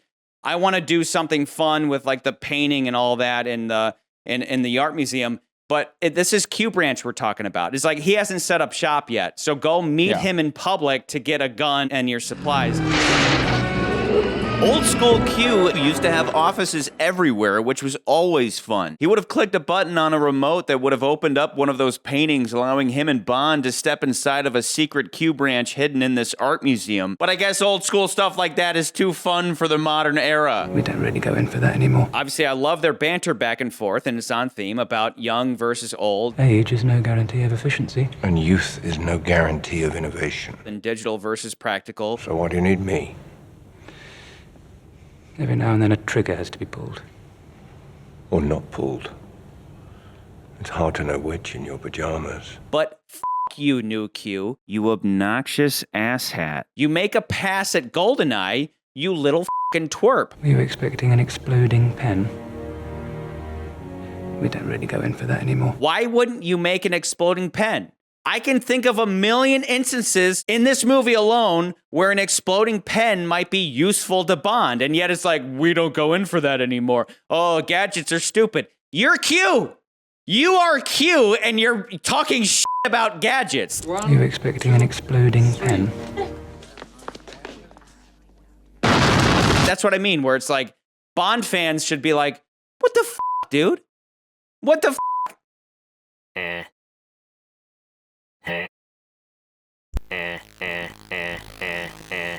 What the f*** is going on? Jesus Christ. Again, doesn't bother me. Doesn't bother me. Talking shit about Same. gadgets, which is like a Bond staple, is just like nothing. Not every Bond movie has to have gadgets. Nance, true. They don't need to have gadgets, but there's a difference between no gadgets, which is fine. We've been over that a million times. There's a difference between that and talking shit about gadgets, especially Q talking shit about gadgets is ridiculous. At least here there are no old ladies giving orders and no little gadgets from those fools in Q branch. I see your point. Like, I get it. But I think it's just like, it's another one of those things where I feel like it goes back to the Craig era is kind of wonky. I think really they were trying to get away from the overly heavy gadgets. Like, I think they were trying to play within a certain realm, right? Because they were like, we did the overly heavy gadget thing with Die Another Day and it flopped. So let's not do that. But it wasn't the gadget's fault. We've talked about this before. You know how producers think. They see one thing, they're like, this was the problem of the movie. And you're like, that wasn't the problem. But this was the problem. You're like, that wasn't the problem. No. I really do think that they were trying to at least kind of toe the line between we don't want to dive too hard into the realm of goofy and we want to be kind of more into this real world aspect of it. So I do feel like the gadgets kind of fit the world that they're creating since they started with Casino. So it doesn't bother me that he just gets a radio. And also it reminds me, because again, this is supposed to be the 50th anniversary of Bond. He gets a gun and a radio, but if you go back all the way till then, like go back to Goldfinger, those are kind of the gadgets he gets. He gets a transmitter. He doesn't get anything really cool besides the car, which we also see in this movie. But he gets the transmitter, which I was like I've always liked how that was like, oh yeah, it's like kind of a very simple gadget, but it does the job. So it doesn't bother, that part didn't bother me. Gadgets should be treated like they are in video games, right? Every Bond video game that any of us played growing up, they give you exactly what you need to complete the mission, right? It's like at some point there's going to be a door that you need to scramble the code or whatever. Mm-hmm. So we'll give you the code breaker thing. What I'm getting at is that they give you what you need to complete it. And all Bond needed was, here's going to be a gun and a radio. And Bond makes a joke. Not exactly Christmas, is it? But the point being that Q then shits on gadgets. And it's like, why? All Bond needs for this particular mission is a gun and a radio. Latest thing from Q branch. called a radio. We don't really go in for exploding pens anymore. Well, if you have one laying around, I'll take that too, because I'll find a f***ing use for it. In this movie particularly, which is a very odd thing, but Q isn't a quartermaster in this movie. He gives them gadgets, right? But like, typically Q is not a specialist in computers. Q is a quartermaster, is somebody who keeps all the gear and makes sure it's ready for use and then, divvies out the gear as needed. But like, this movie, he's a computer hacker. He's like a man in the chair. Like they've shifted the role of this character in this particular movie. He's more involved, but they shifted what that character normally is. If you're gonna call him quartermaster, make him the quartermaster. Have him master some corners. But in my rewrite, the whole thing is he's not the quartermaster. He's like, I'm the head of the new digital division or whatever. And that directly conflicts with Bond. Again, their dialogue is perfect. Sometimes you need a trigger to be pulled and sometimes not be pulled. And that's the thing where it's like an ideal story would be maybe start off with like the digital age is taken over and then it flips to like, no, we need Bond. And then at the end they reconcile. We need both. We need both. Because that reflects reality, which is that like anybody, all these people out there who think that disarming the population or whatever, what it comes down to is people are like, what, you think you could fight the U.S. government? You think you could fight the military? They would just drone your ass. And the fundamental misunderstanding is that it doesn't just come down to drones. Yes, drones can come along and they can just, destroy everybody around you, including yourself. But inevitably, you need boots on the ground. Look to Vietnam, look to Afghanistan. People just go underground. They find ways of hiding from our high-tech weapons. It's not enough to just carpet bomb up an entire area. You eventually need somebody to go in. So that's the whole idea. And that's where Bond and Q would reconcile. But instead, what we get is what we got. You need a scalpel. Please return the equipment in one piece. What equipment? The whole joke here was that it was just a gun and an emergency distress beacon. Those are two very expendable things. The whole scene doesn't deconstruct Q stuff. It just makes fun of it while doing the same shit as always. Do please try and return some of this equipment in pristine order. We don't really go in for that anymore. Return the equipment in one piece. They're trying to be smart and modern, but they're just shitting on Bond. Either do gadgets or don't do gadgets, but shitting on them isn't funny. It's lame and obnoxious and contradictory to what they're doing. I was fine with it. I was fine. What the again? I think you're being overly harsh. I think you're trying to find things to hate about the movie. Yes, I'm very harsh on this movie because I think it's made for a general audience and not Bond fans. That's my thesis. So I love Patrice's assassination job. I love it. It's so random and weird. We're going to show this guy a painting, and as soon as we uncover it, you're going to shoot him in the head. That's great. That's so weird and random. They make a point of showing that it's a bolt-action rifle he's using, yet the whole time they're fighting, the gun keeps going off. That's not how bolt-action rifles work. Rounds. Yeah, like nobody's chambering rounds like that. But like stuff like that, I don't care about because that is movie stuff. I'm one to say that I'm okay sometimes with movie stuff. The funny thing though is that if Moneypenny and Patrice had traded guns, it would have solved this problem and her issue of only popping off one shot. Flashing forward to Shanghai. I love that he tries to bang Moneypenny, and of course it doesn't work out because Moneypenny is an angel that would resist Bond until she had a ring on her finger first. On the third finger of your left hand. And the fresh take on Bond casino scene where he's just there for a payoff, right? He doesn't go in necessarily to gamble or whatever. He's just there like, here's a chip. You're going to go in and you're going to receive this money. It would have been fun for him to go in and maybe kill some time playing some chemin de fer, some baccarat. The Bond, James Bond, and shaken not stirred elements are done well. There's nothing fresh done to Bond, James Bond. It's pretty straightforward. Who doesn't appreciate the occasional twist, Mr. Bond. James Bond. But the shaken not stirred, there's a fresh take on that. He's just staring at that lady and he goes, perfect. Perfect. Exactly. So that's cool. I like that. Also in that scene, there's an echo of Golden Gun where a kept woman pleads with Bond to kill the bad guy. Don't you see you're the only man in the world who can kill him? Bring me to him. Can you kill him? Yes. And soon after she's killed, How does she know he's carrying a Walther? Only a certain kind of woman wears a backless dress with a Beretta 70s strapped to her thigh.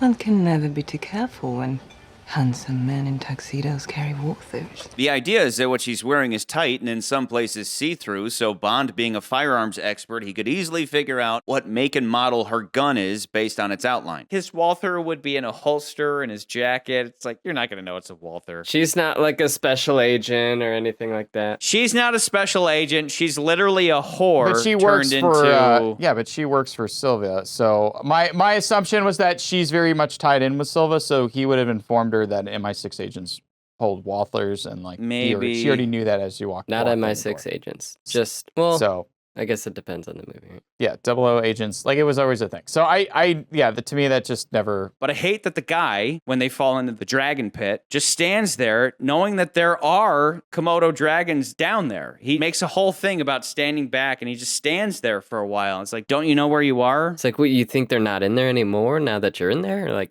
they're still in there. It's just another one of these examples of modern CGI where they didn't have the animal there to react to, so they act like it's not there at all. Yeah, it's a nitpick.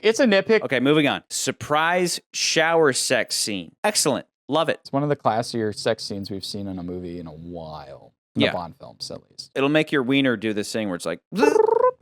Yeah, it'll do that. It'll do that. I hate that they say shadows no longer exist. The scene right after that is where Mallory's like, we can't keep working in the shadows. There are no more shadows. That makes no sense for insiders. If anything, this incident shows the shadows are even darker now. I feel like it works both ways. Here's where I think it's going with the movie, and this is why I don't like that line doesn't affect me as much. I think really where it's going, especially in Britain's where you have cameras everywhere and you have Big Brother looking at everything. And I think they're going from that route where it's like we have cameras everywhere in this world now.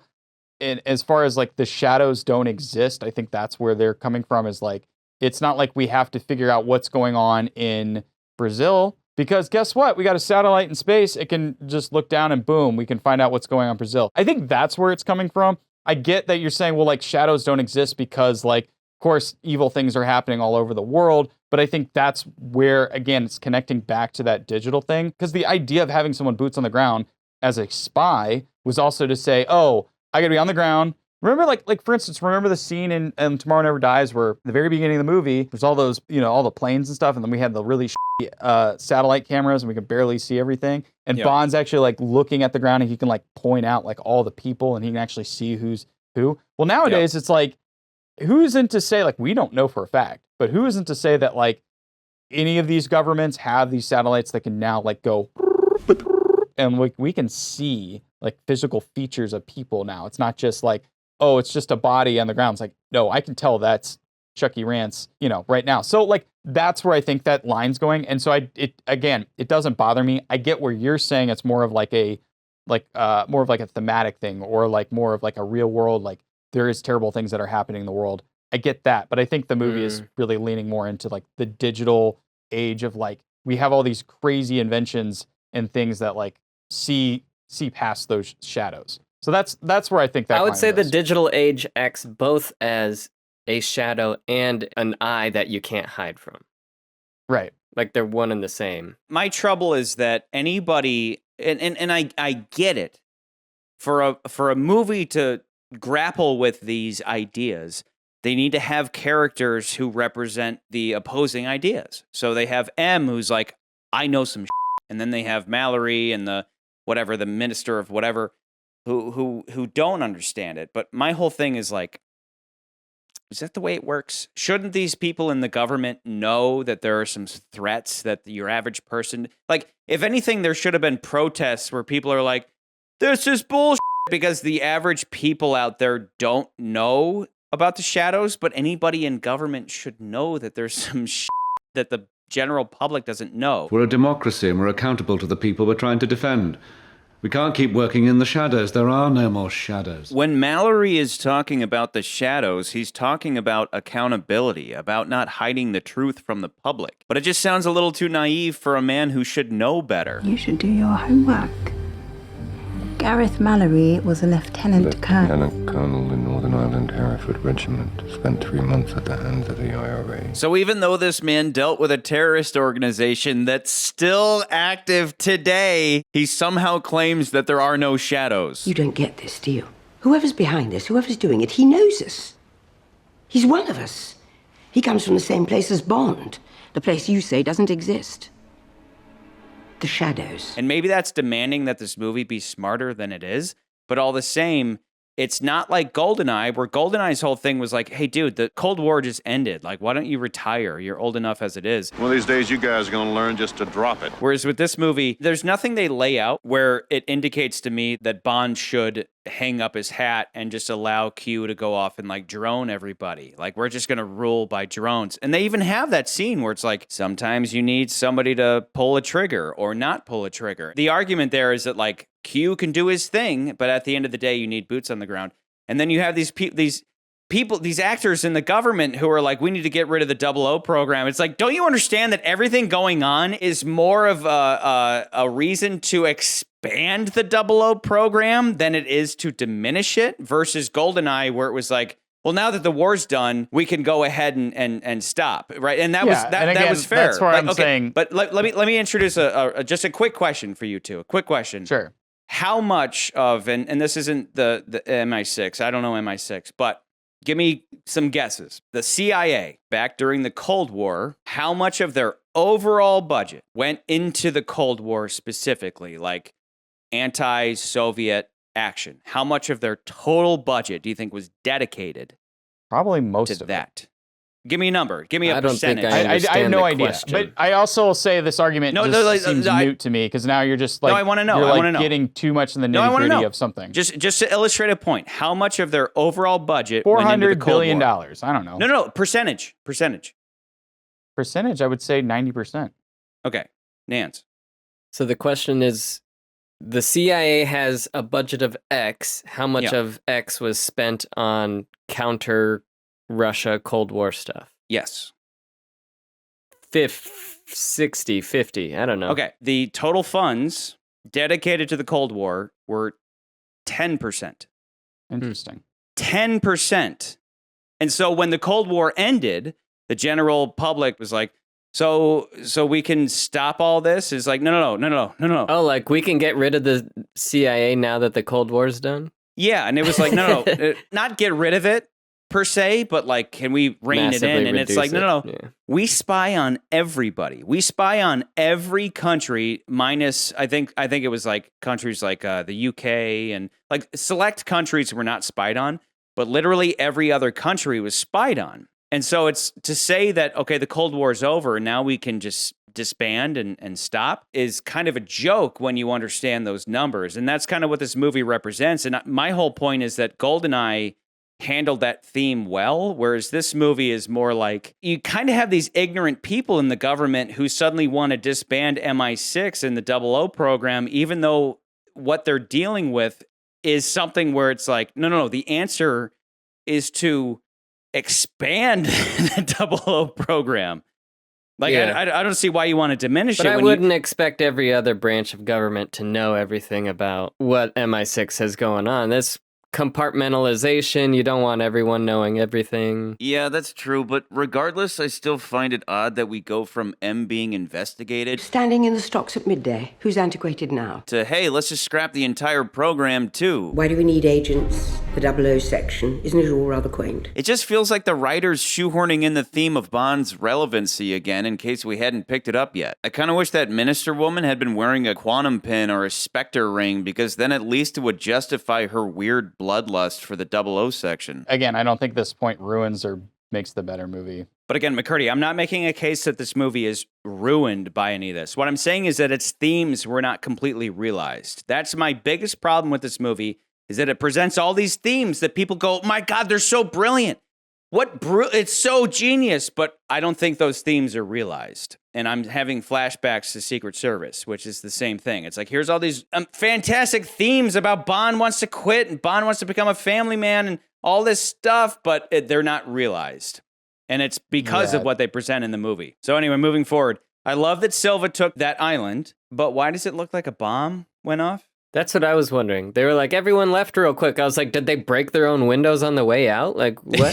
Yeah, exactly. Like, oh my God, there's a chemical spill. Break the windows. Ditch your bicycles. No, I think that actually is a real island that I think it was like a post-Soviet island, and that's why it looks like that. But the story within the movie is like Silva tricked them into thinking there was a chemical spill and they all left. It's amazing the panic you can cause with a single computer. But it does look like well, I think that statue bomb is went supposed up. to be like I think that statue is supposed to be like a Soviet statue. That It looks probably like it. That was Makes sense. probably dismantled many years ago. So that's not a big deal. I think that's more of a nitpick. I did notice it, but I was just like, whatever. I'm not going to shy away from the idea that a lot of these are nitpicks, but nitpicks over time, they fucking add up. You can find, but here's the thing: you can find nitpicks on any other movie on our list. We've nitpicked every movie has been nitpicked. We go on for 3 hours for every movie. They've all been nitpicked. Like I'm not going to shy away from nitpicks. I don't know. Some of these are just like bringing to me. I'm like, I'll admit I have more nitpicks for this movie than any others, but I still think this movie is great. So this is a great movie. Yeah. No. This belongs at the very bottom. It's hard to have nuanced opinions on the internet. You just hate Goldfinger. Something I really like is that when we meet Silva for the first time, all of the computers are built into suitcases. That's a really great detail, right? Because it shows that he's always on the move. Mobile. Yeah, he's mobile. So, like, that's something that's cool. I love Silva's entrance. Who wouldn't? Hello, James. Welcome. Silva's metaphor of the last two rats is fantastic. The two survivors. This is what she made us. Silva trying to recruit Bond is thematically on point and harkens all the way back to the old keeping Bond alive to maybe try to recruit him element of Dr. No. I could have had you killed in the swamp. And why didn't you? I was curious to see what kind of a man you were. I thought there might even be a place for you with Spectre. We are the last two rats. We can either eat each other.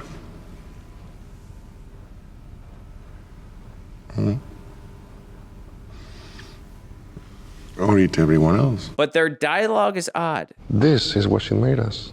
I made my own choices. Bond says he made his own choices. What? He follows orders. Yeah, sometimes he goes above and beyond those orders. You jeopardize the entire mission to avoid shooting a beautiful girl. Not exactly, sir. I had to make a split-second decision. It was instinct. I'll recall 008 from Hong Kong. He can do it. He follows orders, not instincts. But all the same, he tackles the missions he's tasked with. Then Silva says, "You think you did." I made my own choices. You think you did? That's her genius. What does this even mean? M gives Bond orders and he follows them. So what is he implying? That she has to manipulate him to get him to follow those orders? That's not how command works, so what is he talking about? Is he talking about how Bond has been manipulated since he was a young orphan into becoming nothing more than a mindless hitman for Her Majesty? James Bond, Her Majesty's loyal terrier. Don't forget my pathetic love of country. I guess not, because then the subject changes to how M is always a liar. You're still clinging to your faith in that old woman. When all she does is lie to you. She never lied to me. No? No. What did you score on your marksmanship evaluation? 70. 40. So then Silva goes through his evaluations showing he failed all of them. But so what? It seems like in that scene, both M and Bond were keeping up appearances for Mallory's sake. I've just been reviewing Bond's tests. Seems you've passed, by the skin of your teeth. You're back on active service. Congratulations. Thank you. We all know that if it was up to Bond, he would still choose to accept the mission regardless of how he did on any tests. That scene is rooted in... She sent you off to me knowing you're not ready, knowing you would likely die.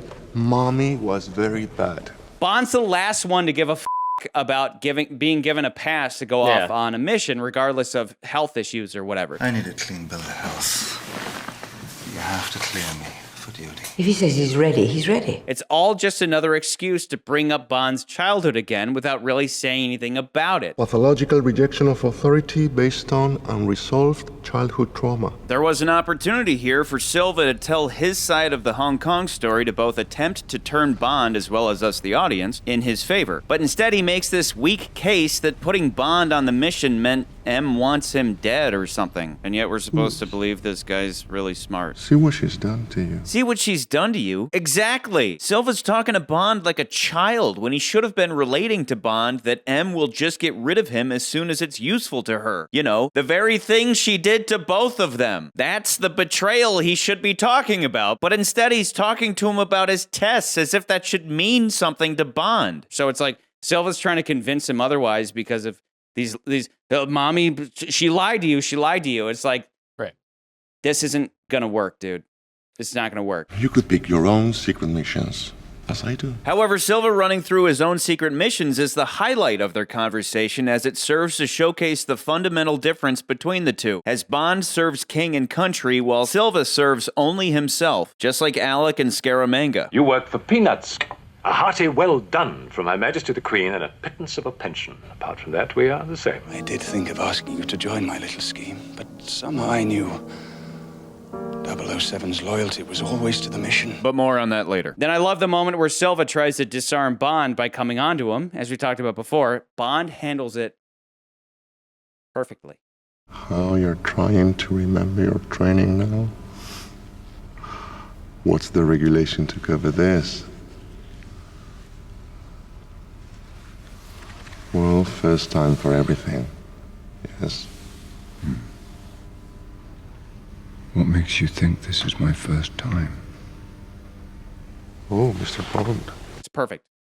Yeah. And you know, some people want to be like, oh, like, do you think Bond ever has done gay shit? Being consistent with shit I've said before. What if I said over and over that a spy does?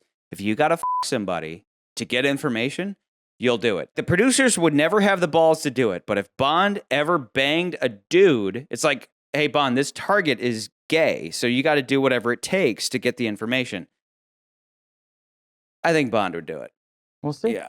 I think he would do it. But don't get me wrong, though. I'm not saying that Bond's admitting that here. Instead, Bond is outwitting Silva by basically doing the South Park thing, that when someone tells you to suck my balls, you call their bluff. Present them.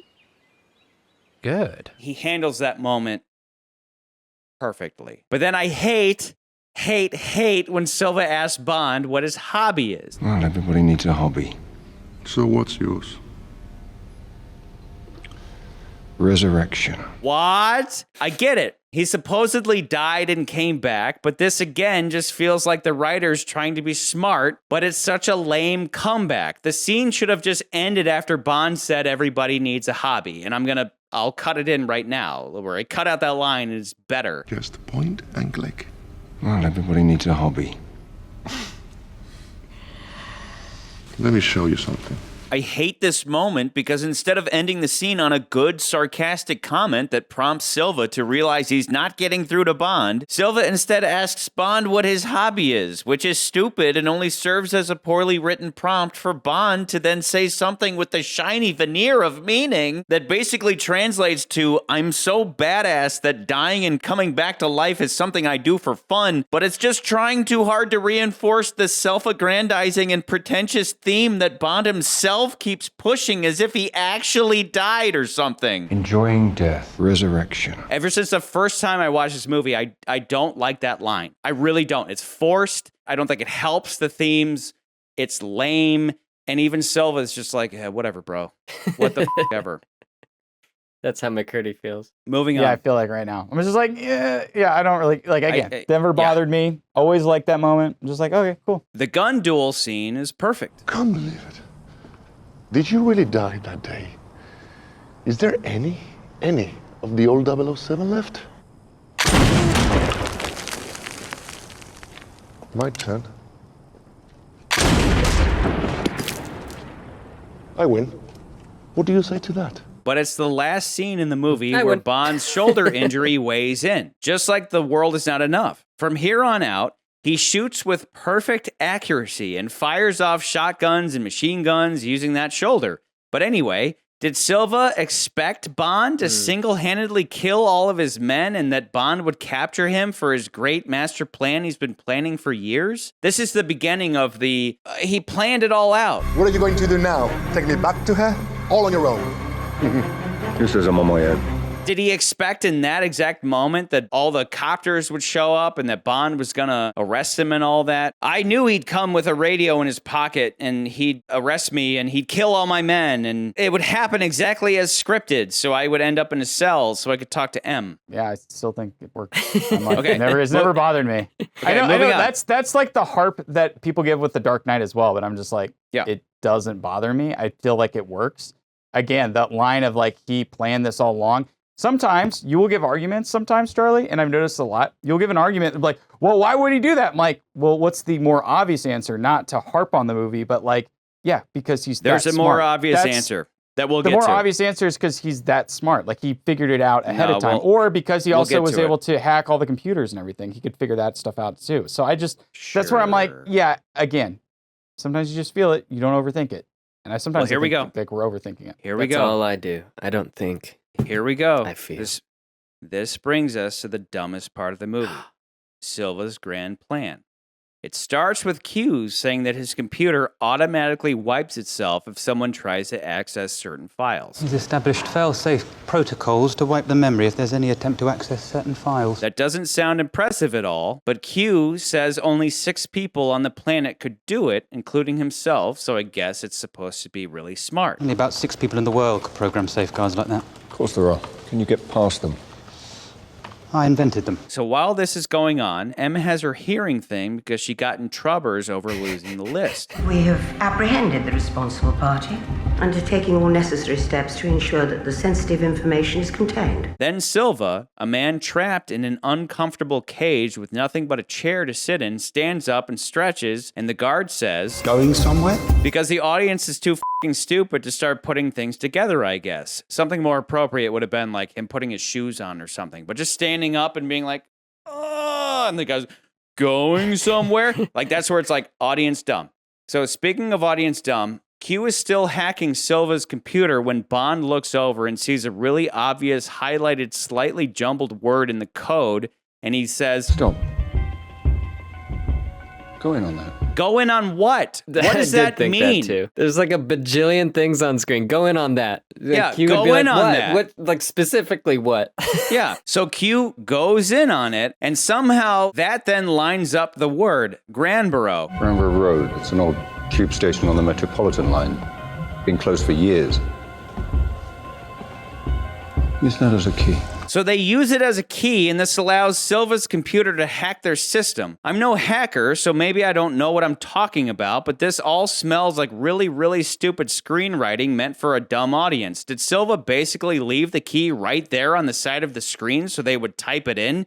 He might as well have written it on a Post-it stuck on his laptop screen. I can give it the benefit of the doubt that maybe what we're looking at is some computer interface of cues that he uses to hack stuff, but that doesn't change the fact that by using Granborough, it hacked their system, meaning Silva wanted them to use that key, and yet nobody thought twice before using such an obvious plant. Normally, you would just hack into somebody's computer and then there'd be a series of files, but here it's this weird thing that opens up into a map of the London Underground. What is the utility or purpose of this map for Silva other than possibly planning a route to M's hearing? Did he do something interesting like hack into the rail system's computer network so he could manipulate the trains to run on his schedule to get him to the hearing quickly? No, it's just a map. So why did Silva set it up that way? How did showing them this map help Silva in any way? Why give Bond the hint when he could have planted some red herring about an attack on other MI6 personnel somewhere else to create confusion or even set the computer to self-destruct or something? But no, he designed it to show them this map so there could be some contrived intrigue for the audience. But then that also means that Silva required them to use the obvious password to get in.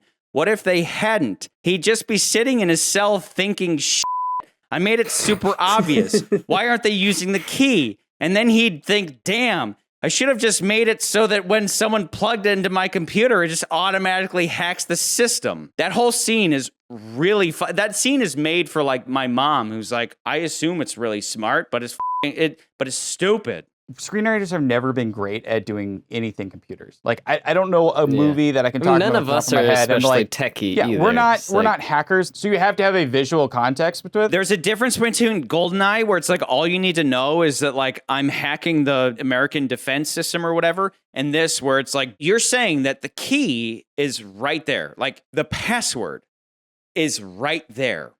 I think he was doing what they did later on to leave breadcrumbs to Skyfall. Like we'll get to don't that make it because so obvious. That's even worse. We'll get to that because that moment's even worse. So anyway, moving on. The doors start opening, so Bond knows right away that Silva is escaping. So cue the suspenseful. Then Q says, "Can someone tell me how the hell he got into our system?" Even though it's painfully f***ing obvious. But whatever, who cares, because it gets dumber because Q then says the worst line in the film. "Bond, this isn't an escape. This was years in the planning. He wanted us to capture him. He wanted us to access his computer. It was all planned. Blowing up HQ, all the emergency protocols, knowing we'd retreat down here." I got all that. It's what he's got planned next that worries me. Meanwhile, Bond tells Q to tell Tanner to tell M that Silva has escaped and is coming after her, and yet they continue to just sit there like assholes. Silva's escaped. Bond's in pursuit.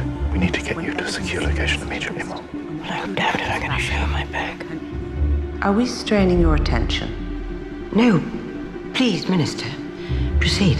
So anyway, Mr. Grand Plan sees Bond coming and starts running. I guess he didn't have the foresight to plant that bomb in the first tunnel to cover his escape. But hang on, I'm getting ahead of myself. Meanwhile, back at the hearing, the minister prattles on about how espionage is no longer necessary, but again, I don't understand why these people keep saying this other than it makes the writers feel smart. So Bond chases Silva into some underground thing where he proceeds to miss Silva 3 times. I won't miss next time, Mr. Silva. Flashback. End of flashback. Whatever, I'm willing to chalk that up to movie stuff. But then Silva blows a hole in the ceiling and a train comes down because years ago he planned that Bond would chase him to that exact spot, shoot at him 3 times, and miss so he could fight back with a train, but it. Even if I were to again chalk that up to movie stuff, all this leads to Silva getting into a police car and driving to the hearing so he can try to shoot at M. Why did we have to do any of this shit? Why not get caught and just show up to the hearing, dress as a cop, and start shooting everyone? And even when he gets there, he fails to do it because he's torn or something and doesn't want to kill his pseudo-mom, even though she f***ing deserves it. If anybody can explain this to me, I'm all ears. When I go back to Silva's motivations, because again, I get why people complain about, like, when you say, oh, you set it up for many years. But again, we don't know if the bomb was set up yesterday. We don't know if it was set up a year ago. That's something we don't know. If Q just had never said that, it would have been better. But that's them trying to, like, we're going to tell the audience we're really smart. And so that line is stupid. I don't really think it's that. I think it just helps guide the audience as to what's going on. Because I do feel like sometimes when you do stuff like that, they question, like, wait, how does he know this? What is going on? So I do think that line was important. I think the reasoning, and I did think about this, is like, because I think this was something you and I have argued out in the past, is like, well, why does he have to go through all this to do this? I believe that, again, going back to Silva's character, he's an egotist, right? Like, he is all about himself. He has only been out for himself. He thinks he's the smartest man in the room. So how do you really stick it to him? Not only did I, create this entire plan, I think he's like trying to prove something to M and prove everything that he's like the top dog. But again, his own hubris can't get him to kill M. It's like he's done all this crazy stuff. Because you pose the question, like, well, why doesn't he just drive up there, get out, and then shoot him? Why does he do that? Instead of getting caught, why not just walk into the hearing, giving it the benefit of the doubt? I will give it the benefit of the doubt where he says, I needed to look in your eyes one last time. And to look her in the eye one more time. That's the scene where he confronts her. He's behind the glass and he's like, hey, you sold me out. Look what the cyanide did to me. And I get that. That's fair. But he really didn't need to do any of that. Yes, we do. He also has the computer loaded up, and Q's like, I got to get this unplugged because they've got the system hacked, right? Remember that part? Yeah. Computer's all set up. So it was not just to kill M. I always look at that scene as like, He's trying to prove a point and make a bigger entrance. And so what does he do is he sabotages MI6. So obviously he fails. And again, I think that's also why the movie leans towards James Bond, and having boots on the ground is such an important thing, because obviously he's never good at that. And I also said with Q, I think Q and him, they are so like, oh, we can do all this crazy stuff. We can do this, we can do that. We can do this, we can take a satellite and we can see this image and we can blow someone up with a drone. But I feel like because they're so, like, as far as intelligence, they're so, they have such big egos, they obviously they have missteps, and they are not perfect characters. So, and I think obviously he got emotionally attached to M at some point in his life. So when he goes to kill him, he can't quite do it. That I understand. And I think that makes the character more complex, and I like that. That's where it does work. I think the bit that you complain about, one, take yourself out of the story for a second as an audience member. I feel like that whole scene, if you're not overthinking it, sure, like, I get what you're saying is like, it's trying to be smart, but it's not smart. I still think that scene is very, very entertaining, more so than some of the other scenes in the previous 2 movies, actually. Sure. So I'm all for that scene, regardless of how silly it might be. If you're going to say, like, okay, so remember, we talked about The Dark Knight, where a lot of people say it was inspired from The Dark Knight, and I know. Is that the Joker's whole thing was like, he had to get Lau from the police station. So from the MCU, because, he wanted to be locked up in the MCU because then he could just get out of his cell at the MCU to go get Lau. The Joker wanted to be locked up in the very place where his objective was to occur. So, like, if Silva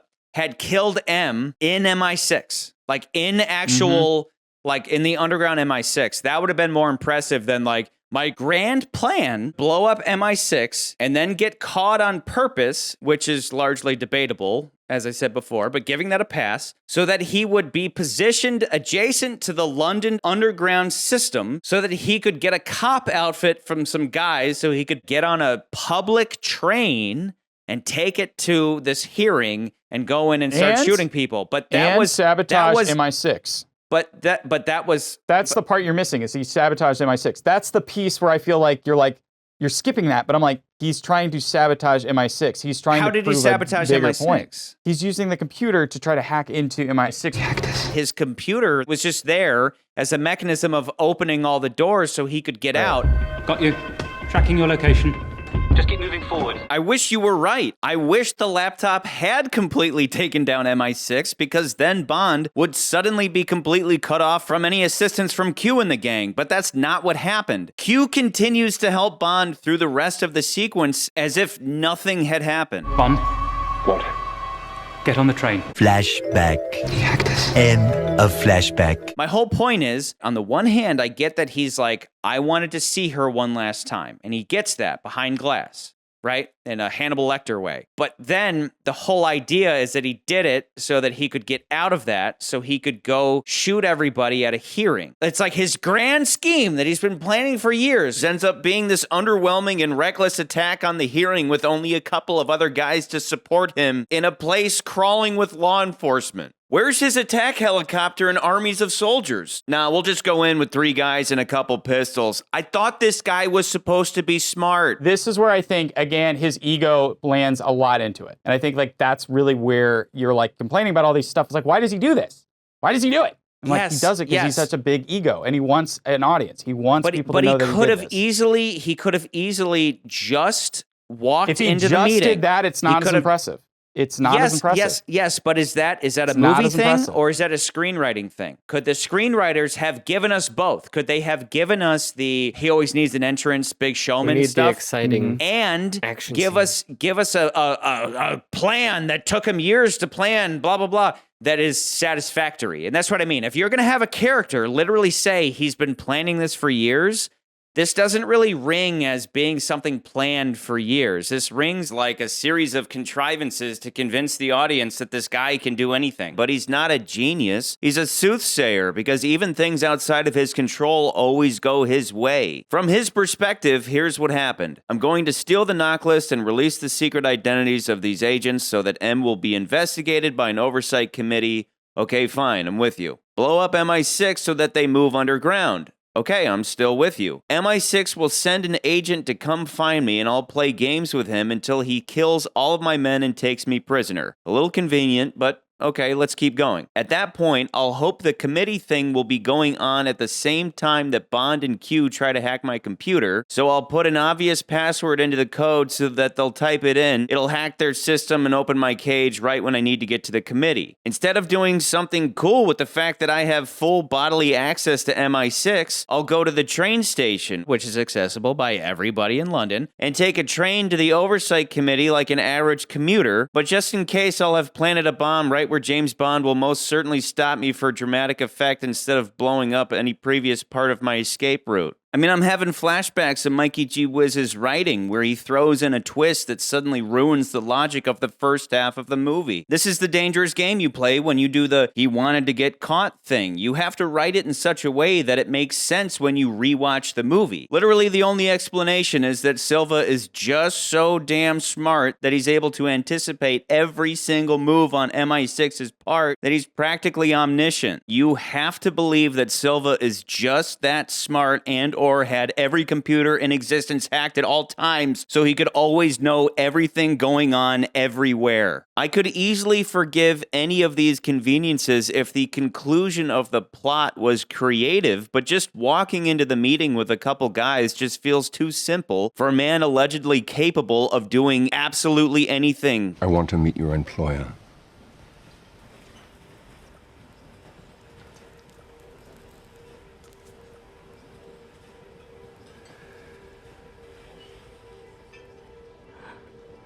Be careful what you wish for. This isn't an escape. This was years in the planning. It's what he's got planned next that worries me. Like, try this on for size. Imagine instead of going to the committee right away, which is stupid and reckless on Silva's part, his computer hacks MI6's system and opens all of the doors, allowing his henchmen into the building. Meanwhile, a second team shoots up the committee and kidnaps M. Back at MI6, Silva has completely taken over, fulfilling his goal of essentially becoming M. And he's got complete and full access to all of their sophisticated computer systems. The hit squad brings back Judi Dench, and Silva puts her into the same glass cage he previously occupied, with nothing but a chair and a cyanide capsule for a little poetic justice. But Bond is still there in hiding. He breaks M out and manages to get her out of the city and far away where he knows there are no computers, because now Silva's hacker power has been supercharged by taking control of MI6, including Q, who he forces at gunpoint to locate Bond and M. And where does he find them? Skyfall. My whole thing is that in the grand scheme of things, he's been planning this for years. What was his grand plan? His grand plan was that he was going to open the doors, walk out of New Digs, the underground MI6, and get onto the London Underground and take a train to the again, hearing. I think that makes him more impressive. I think, again, that's what I'm saying, is it makes the character more impressive if he can pull that off. Contrived. And I don't care about him being conflicted about killing M. I mean, like, his grand plan was to get on a train. It's like, oh, it's not that impressive when you add it up. I like it. I like it too. Sure. I see it both ways. I see it both ways. Both ways. Both. Holy shit. Oh, Jesus Christ. So anyway, M gives a pretty good goddamn speech. Our world is not more transparent now. It's more opaque. It's in the shadows. But again, nothing that's going on should have any bearing on whether there should be agents or not. Everything that has happened would normally be grounds to increase the defense budget so MI6 could have even more agents and hackers and computers and whatnot. There's an entire criminal organization led by a madman, but I still think we could all get along if we try. That's like what that minister is saying or whatever. It's as if you insist on pretending we still live in a golden age of espionage, where human intelligence was the only resource available. Well, I find this rather old-fashioned belief. So M should have just said, "Shut the f*** up, little girl, you don't know what you're talking about," which is basically what she does. Well, I suppose I see a different world than you do.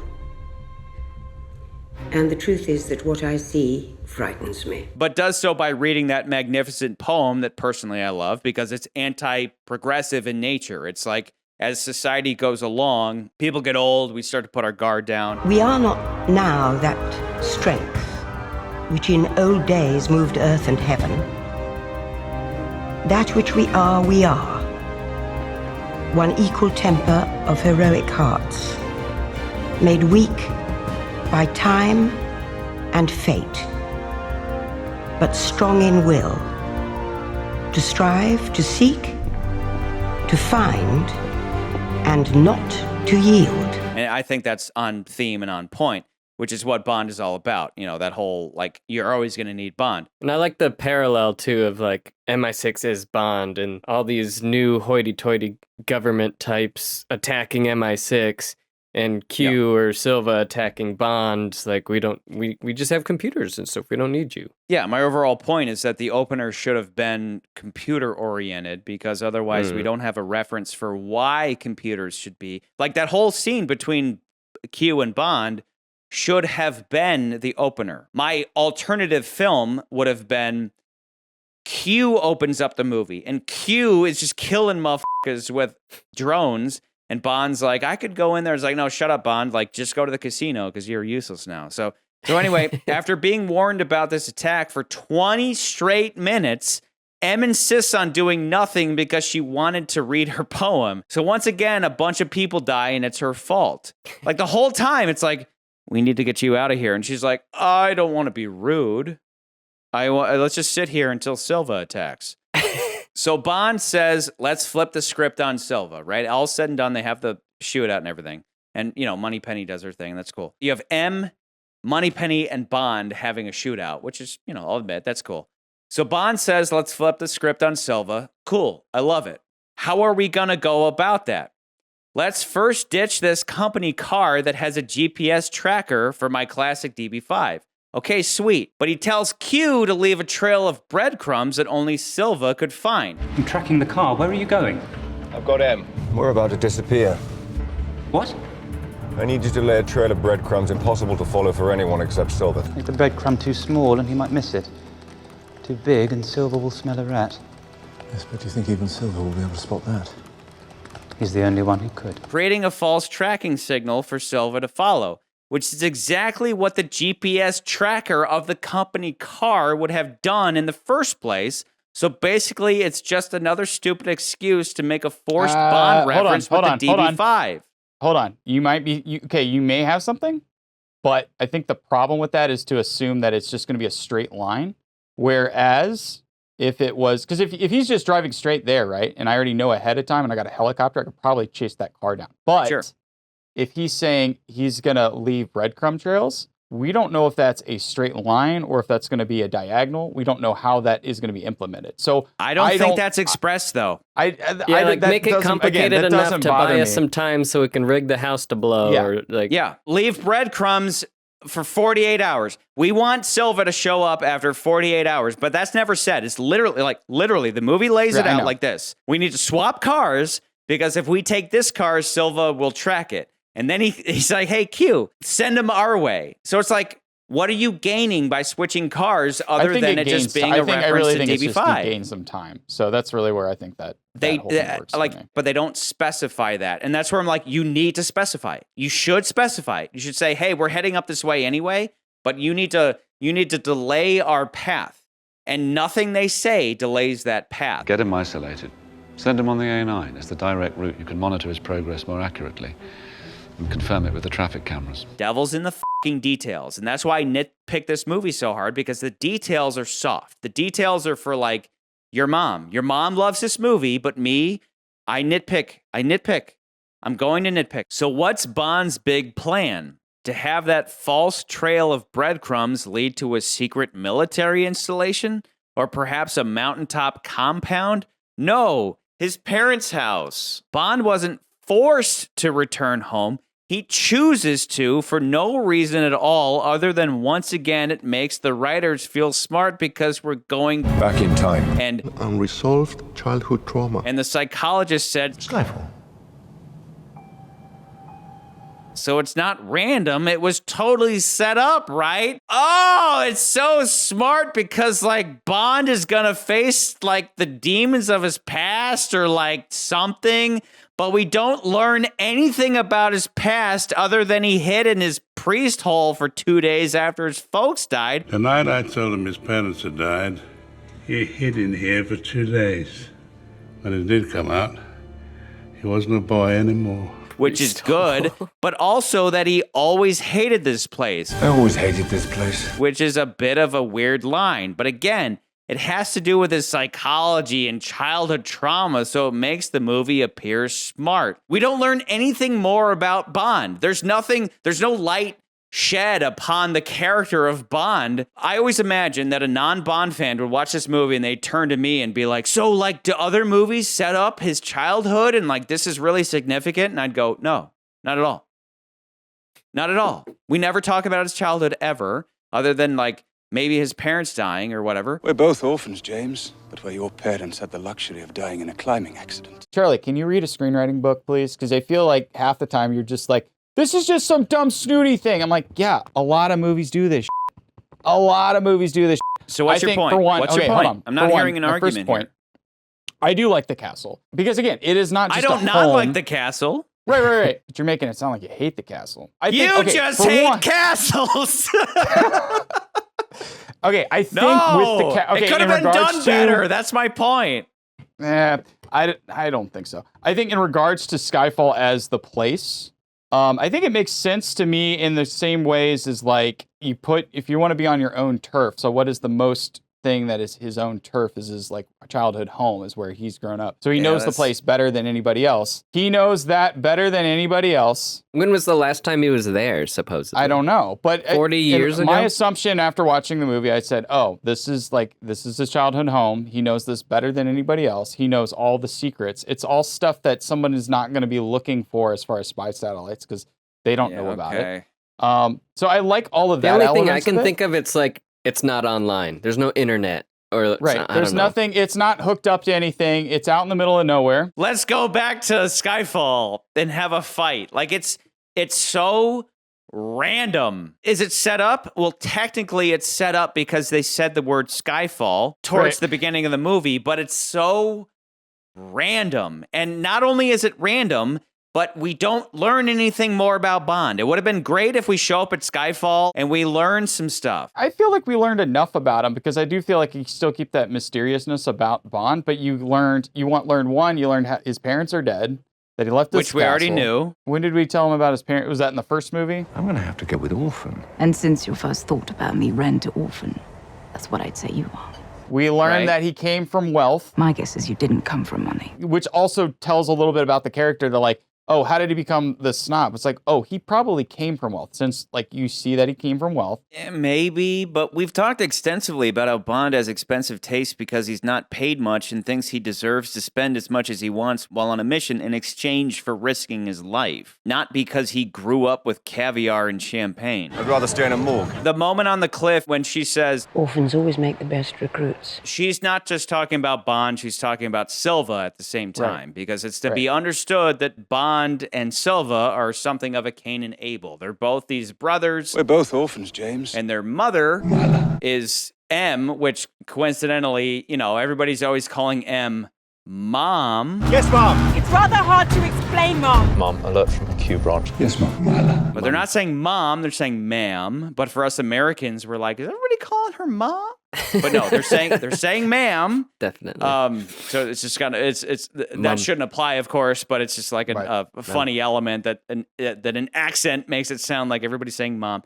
But the point is that they are essentially brothers fighting over their mother, blah blah blah. Who wouldn't love Kincaid, right? I mean, if he'd have been Sean Connery or otherwise, who cares? Kincaid is a great character, Scottish man.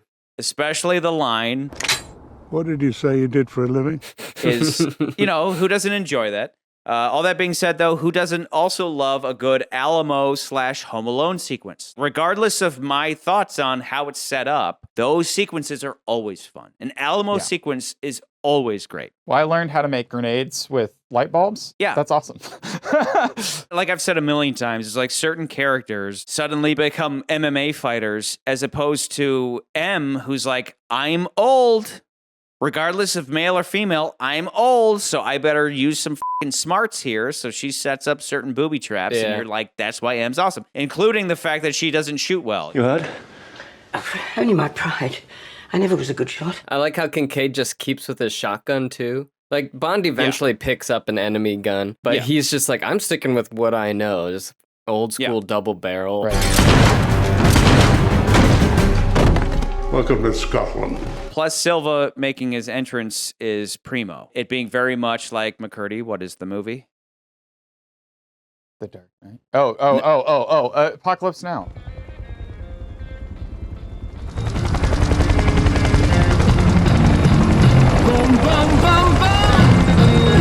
Always got to make an entrance. Yeah. Like just perfection. Like that's perfect. So anyway, that sequence rocks, regardless of setup. But then we get to the chapel scene. Okay. Silva once again hesitates to kill her because I guess she truly is like a mother to him. And even if you hate your mother, she's still your mother. Whatever. He's crazy, right? And M is already dead because she got shot, so it doesn't matter. But then in a moment of extremely underwhelming finality, Bond throws Kincaid's knife into Silva's back.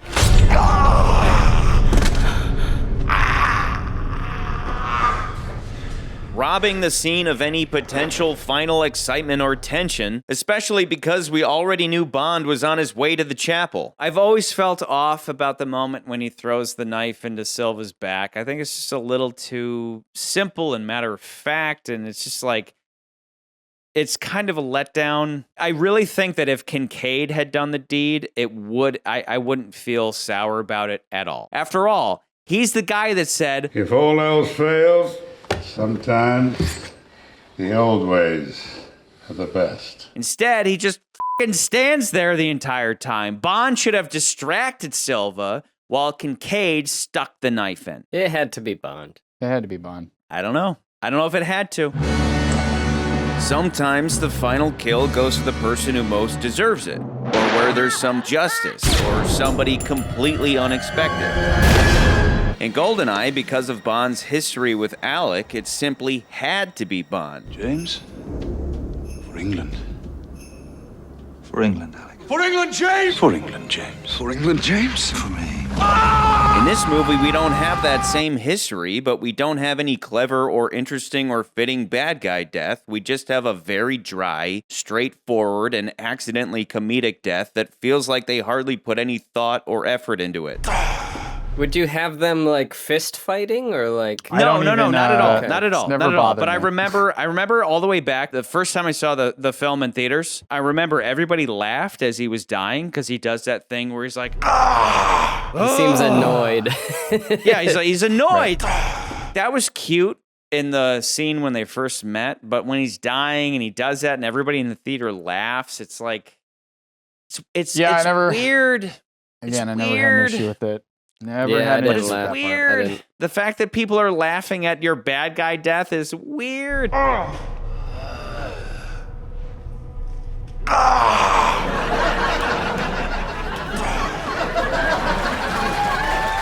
Cutting to the Bond jokes, there is one Bond joke, which is right after that. She says, "What took you so long?" And he says, "Well, I got into some deep water." That's the only Bond joke, because he fell into the water with a guy and he killed a guy. And so anyway, M dies. I love the bulldog. The bulldog theme, the bulldog symbol, that's fantastic. I watched it with my mom, and she said, she went, Char, do people consider Daniel Craig handsome? And I said, I don't know, Mom, what do you think? She goes, it's his demeanor. His demeanor's attractive more so than his physical appearance. And I said, well, his physical appearance is bulldogish. And she was like, oh yeah, the bulldog, like she connected it. And that's the thing. It's like he's got the physical appearance of a bulldog. And so that stuff is on point. Yeah, it always stuck out to me. And for some reason, specifically in Casino, when he's in the security room flipping through the CD cases and he's just like, click, click, click, click, click. He's just like, the way he does everything. Again, he's the badass Bond. Everything he does is badass. He's different from the others in that regard. Again, him jumping off the crane into the train. But then the next scene, Bond says he doesn't know the name of the agent that shot him back at the beginning. We've never formally been introduced. Oh. So then Eve Moneypenny says her name while winking at the camera. Well, my name's Eve. Eve Moneypenny.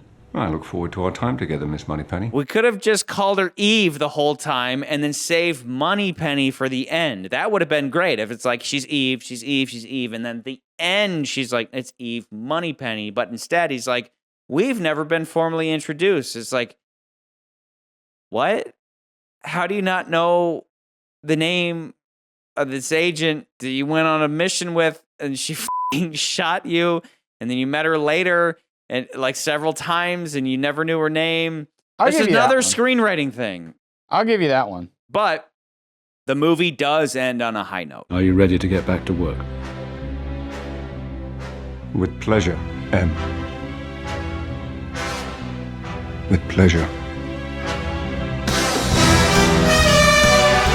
So to wrap up this long ass segment, back and forth, there's so much of this movie I love, and then there's so much that even if it's nitpicks, I don't care, because nitpicks are important. Like, little things add up over time, like death by 1,000 cuts, to where I'm like, Charlie, the only nitpicks where I feel like you have some skin in the game is really when it comes down to the plan. But I also think that, again, that is one of the more entertaining sequences in the entire film. So I really feel like alone when you when it's like, it's not as bad as the train sequence in Octopussy, because the train sequence in Octopussy is really like, okay, this doesn't make any sense. You're talking about the lead up to smuggling the train's play. great, but then when you get to that last part, that's when the movie just really derails. Derails, pun intended, bitch.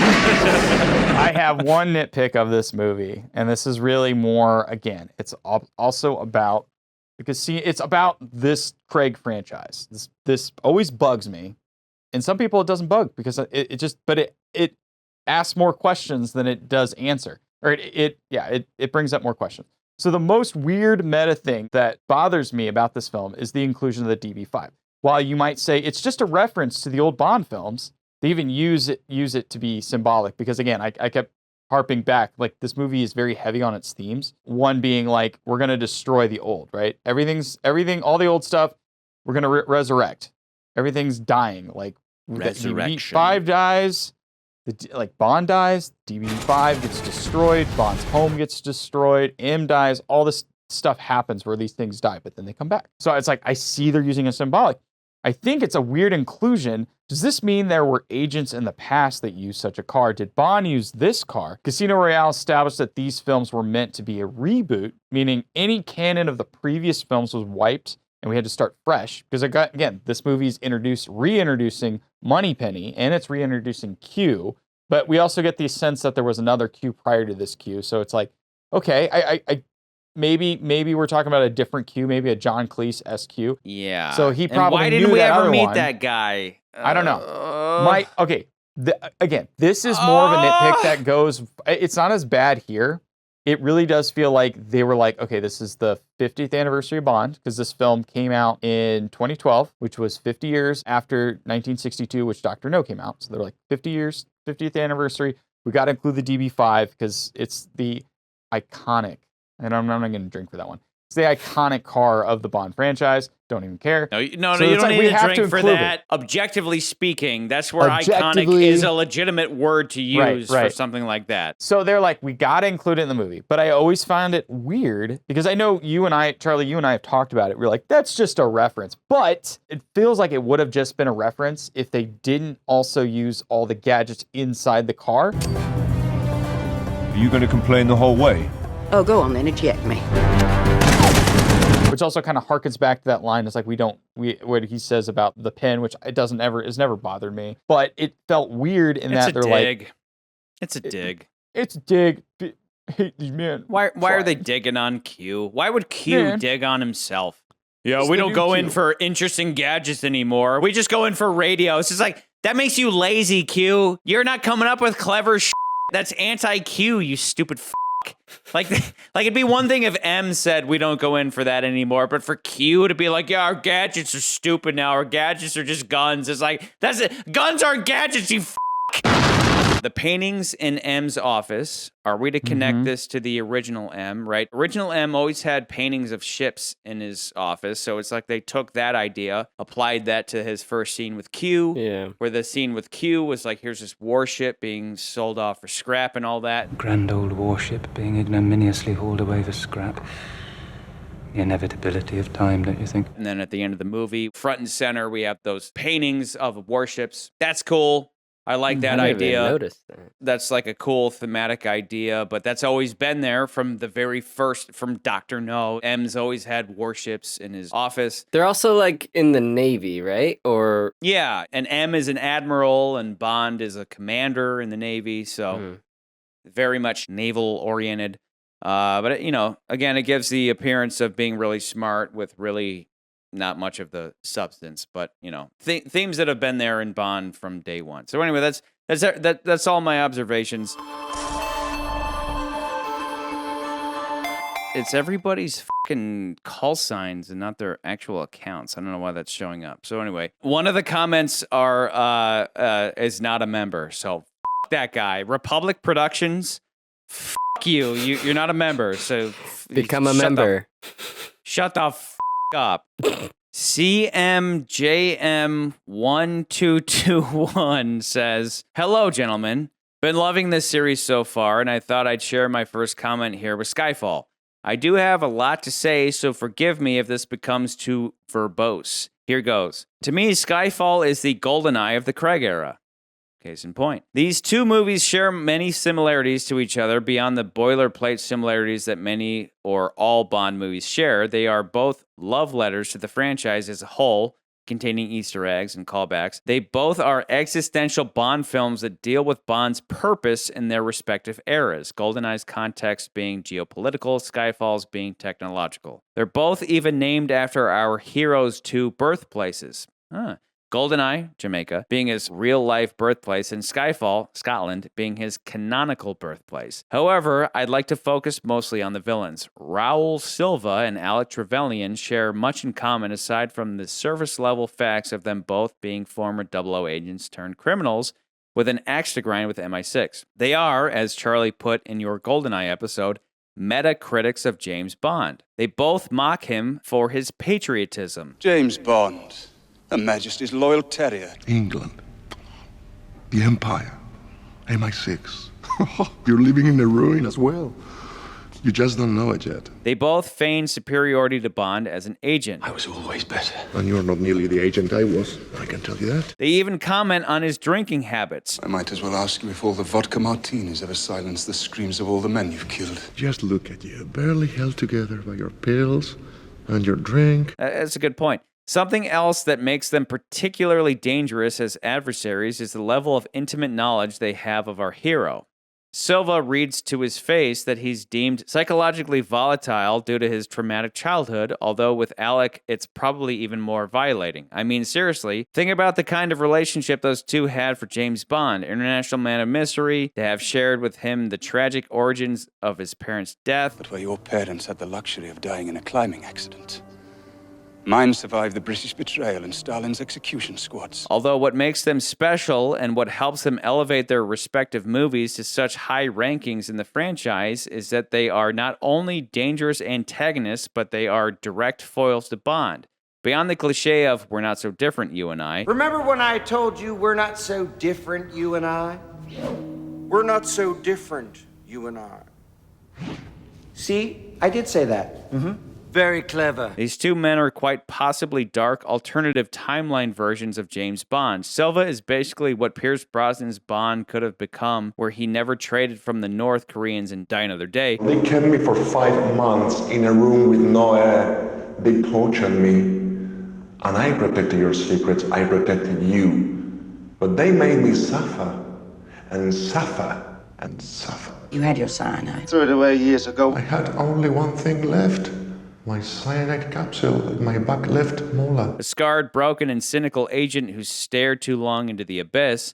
Note that Silva and Trevelyan both view their facial deformities as wounds given to them via betrayal. It wasn't God who gave me this face. It was you.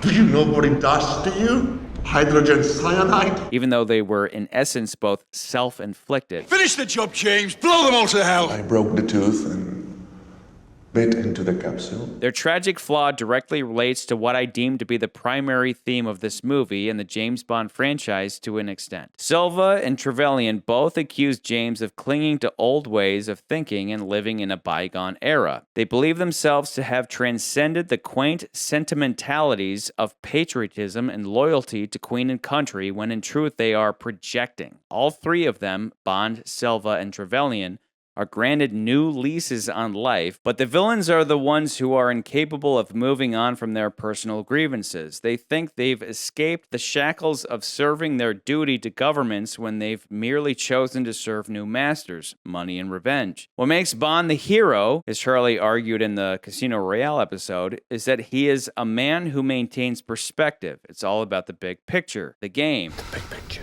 And this is where I think Silva has a leg up on Alec. See, I get it when Alec says that Bond would have never gone along with his schemes, but I never get the sense that Bond ever lost sight of the big picture.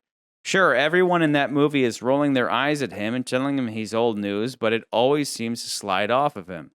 It doesn't land. I think the closest anyone got was when Valentine tells him about the Cossacks, but the Bond of GoldenEye remains unfazed, and ultimately his instincts vindicate him. Skyfall's Bond is one who's had his own boss and his country's faith in him lost. This is particularly significant as this M has consistently been characterized as someone willing to sacrifice others in the necessity of playing the game. True. If you think for one moment I don't have the balls to send a man out to die, your instincts are dead wrong. You used the girl as bait.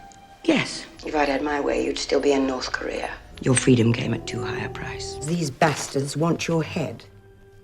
And I'm seriously considering feeding you to them. Silva points this out to Bond directly when he exposes her lie and when he shows us all his true form. As opposed to GoldenEye, Bond in this movie is visibly conflicted as Silva's greatest strength is not his hacking skills or resources, but his psychological manipulation.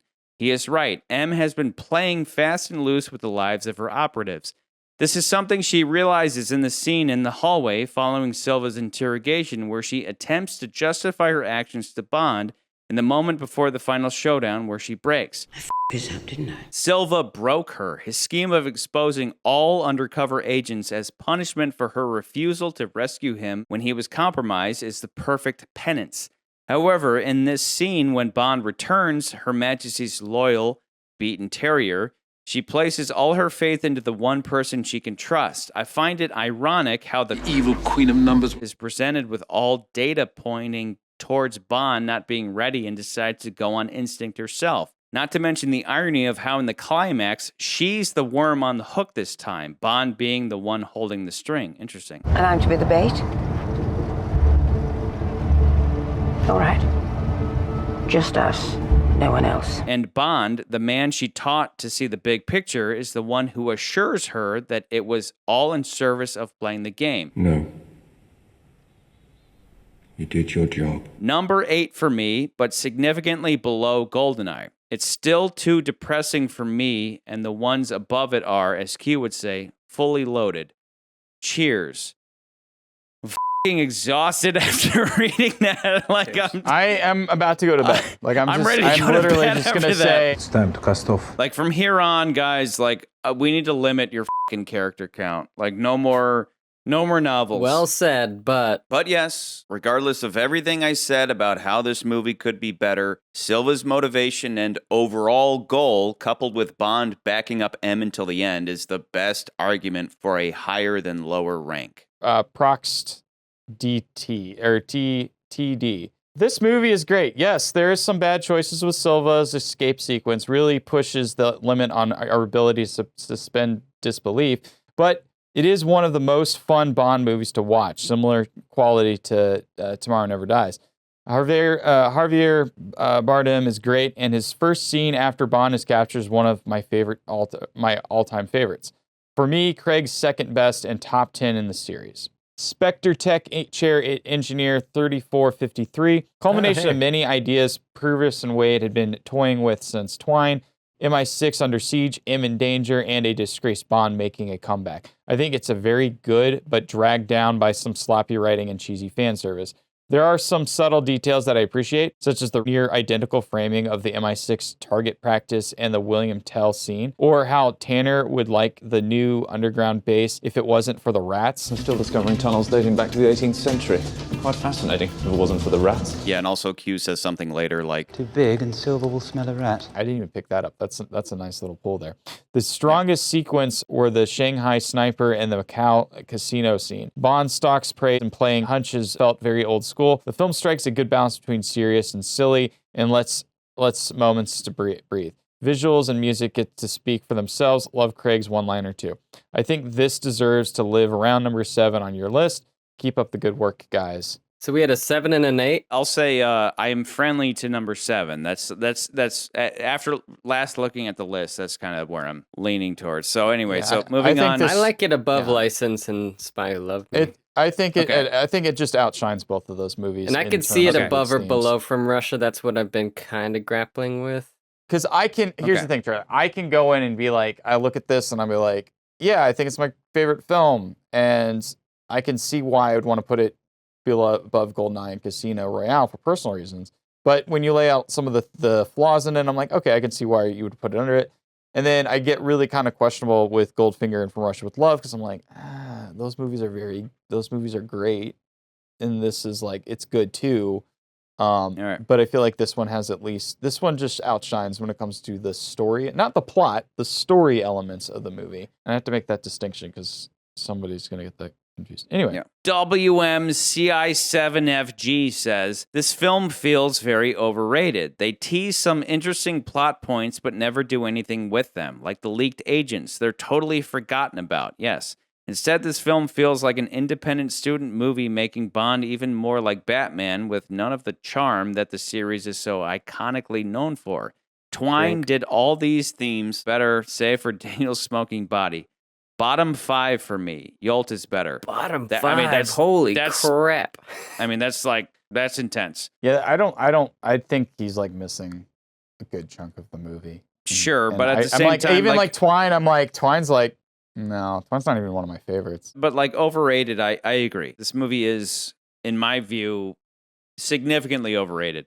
Andrew A837 says, Skyfall is by far the most overhyped Bond movie by the general populace. And yet there's nothing Bond about it. Bond is still a grumpy old man, this time equipped with a Jason Bourne earpiece by the world's greatest insult to Bond fandom, Q, who plays mission commander on a Bourne screen barking orders to Bond. Contrast the train sequence with the airport sequence in Casino and you will realize just how awful this is in an action movie. Bond is best when he's in enemy territory doing things alone, and this is for good reason. In Skyfall, he's just another government grunt now with depression and mommy issues. Granted, the first half of the movie before he meets the villain is top tier shit.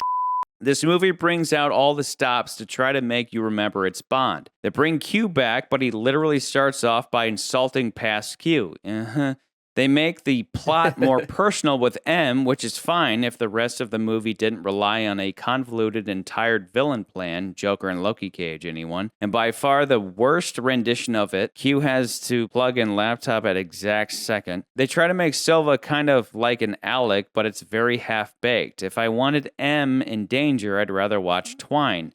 Not to mention they forgot the leaked agents or whatever, which is true. I mean, like, by the end of the movie, it's like, what happened with that? We're just to assume that it's like, because he's dead. But I never thought, every time I've seen this movie, I never felt like it was a sticking point. I'm just like, okay, that's not what the movie's about. Still, it's like, that's not what the movie's about. Sure, but it's like an element, the movie's about. That's what the whole movie was about up until a certain point. I put it with all the rest of the Craig down at the bottom teens. Definitely Craig's number 2 best, but that's not saying much at all. QWERTY Manor says, this is a rough draft. Oh, you motherfucker. Plot holes. God damn it, QWERTY. If you say you're going to edit it, hold on. Let me read this like a drunk person would. Like a Scott.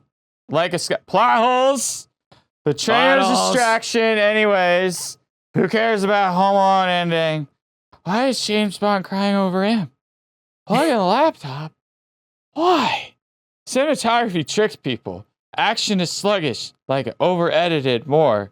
Movie is just as Twine mixed with Alex T. You sound like Biden. Like that's like I sound like Harry Carey. Yeah, that's perfect. I think QWERTY Manor is Scott. That's really what, after I read that, I was like, I'm pretty sure QWERTY is Scott. P. Wilkinson 714 says, Skyfall is a beautifully made movie that easily captures the attention of viewers. I understand why people think so highly of it. I too was wowed upon first viewing, but I think this is the trick that Skyfall plays. Makes such a captivating movie that people won't think too hard about it. Well, in true ranked fashion, I thought hard about it, and in doing so, it starts to show some ugly cracks. Okay, the good stuff first. The prologue is great. I like that we're immediately dropped into the middle of a mission. All we know is Bond is chasing someone who just stole a hard drive with classified info about MI6 agents, but that's enough to get things going.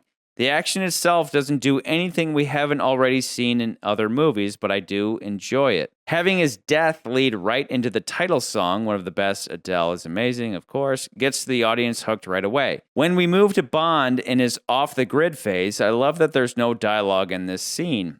Instead, his facial expressions and the visual action tells us everything. He's still his typical drinking and womanizing self, but doesn't particularly appear to be enjoying any of it. No doubt weighed down by the previous event of being almost killed due to M's orders. But the thing about Bond is he has this undying goodness inside him. As soon as he sees the news story about the MI6 attack, he knows he has to help. He never allows himself to become jaded with the spy profession to the point of villainy. I like that when Bond returns to MI6, M covers for his failed tests and places her confidence in him anyway. I've always loved this dynamic between Bond and M, where M basically gives the middle finger to her superior and lets Bond do his own thing instead. Another strong point is the cinematography. In particular, the Shanghai-Macau scenes and the scenes at Skyfall are gorgeous. I love the vivid colors of Shanghai-Macau contrasted against the black night sky, and when Bond follows Patrice up the high-rise in Shanghai, the constant flashing of the electronic billboards outside the window creates such a dynamic effect while obscuring Bond from detection. Brilliant work there. Yeah, Severine is short-lived as a Bond girl, but I enjoy the scenes of her and Bond and how they restore some of the familiar Bond character traits. In particular, his ability to get a detailed read on her situation after meeting her shows that he's still sharp-minded. And the way he immediately seduces her on the boat shows he still has his charm. The scenes in Shanghai/Macau are my favorite from the movie, not only because they look great, but also because we really get to see Bond back in his element, whereas the rest of the movie, he doesn't quite act or feel like his normal self. Javier Bardem puts on a great performance as Silva. He's very obviously in the mold of Trevelyan, except that he has this almost Joker-esque absurdism that ratchets it up a notch. He and Bond are a great juxtaposition in that they're both victims of the same thing, but one chose good and one chose evil. I think the character of Silva is a strong point of the movie, and they did a good job of clearly establishing his motivations and the overall stakes at play.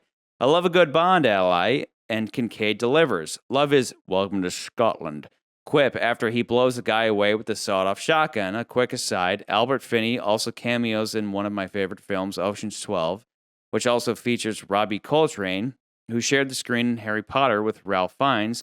Rafe Fiennes. Gotta love all these connections. It's fun to have Q Moneypenny back, but I thought they did a really nice job with the flirty banter and play between Bond and Moneypenny, especially when they're together in Macau. Okay, now, on to the not so good. The first crack to develop for me is when Bond and Severine are headed to the island to meet Silva. I thought Bond was supposed to be undercover in order to sneak onto the island, and the night he boards the boat, it's sort of implied that he did so covertly.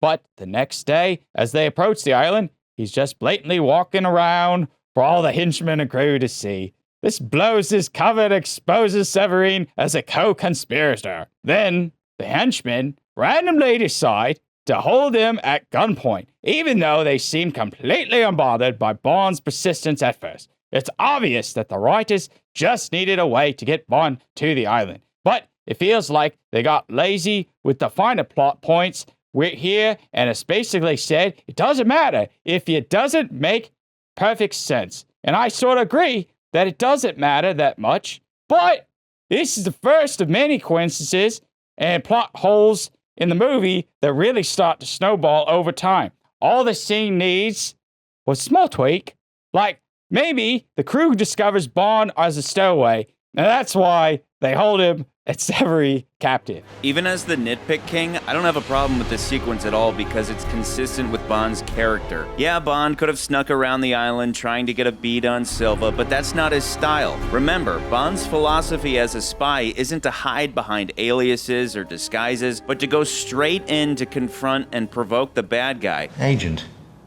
Provocateur. James Bond. You'll find the reservation under Beach. Welcome, Mr. Bond. Welcome, Mr. Beach.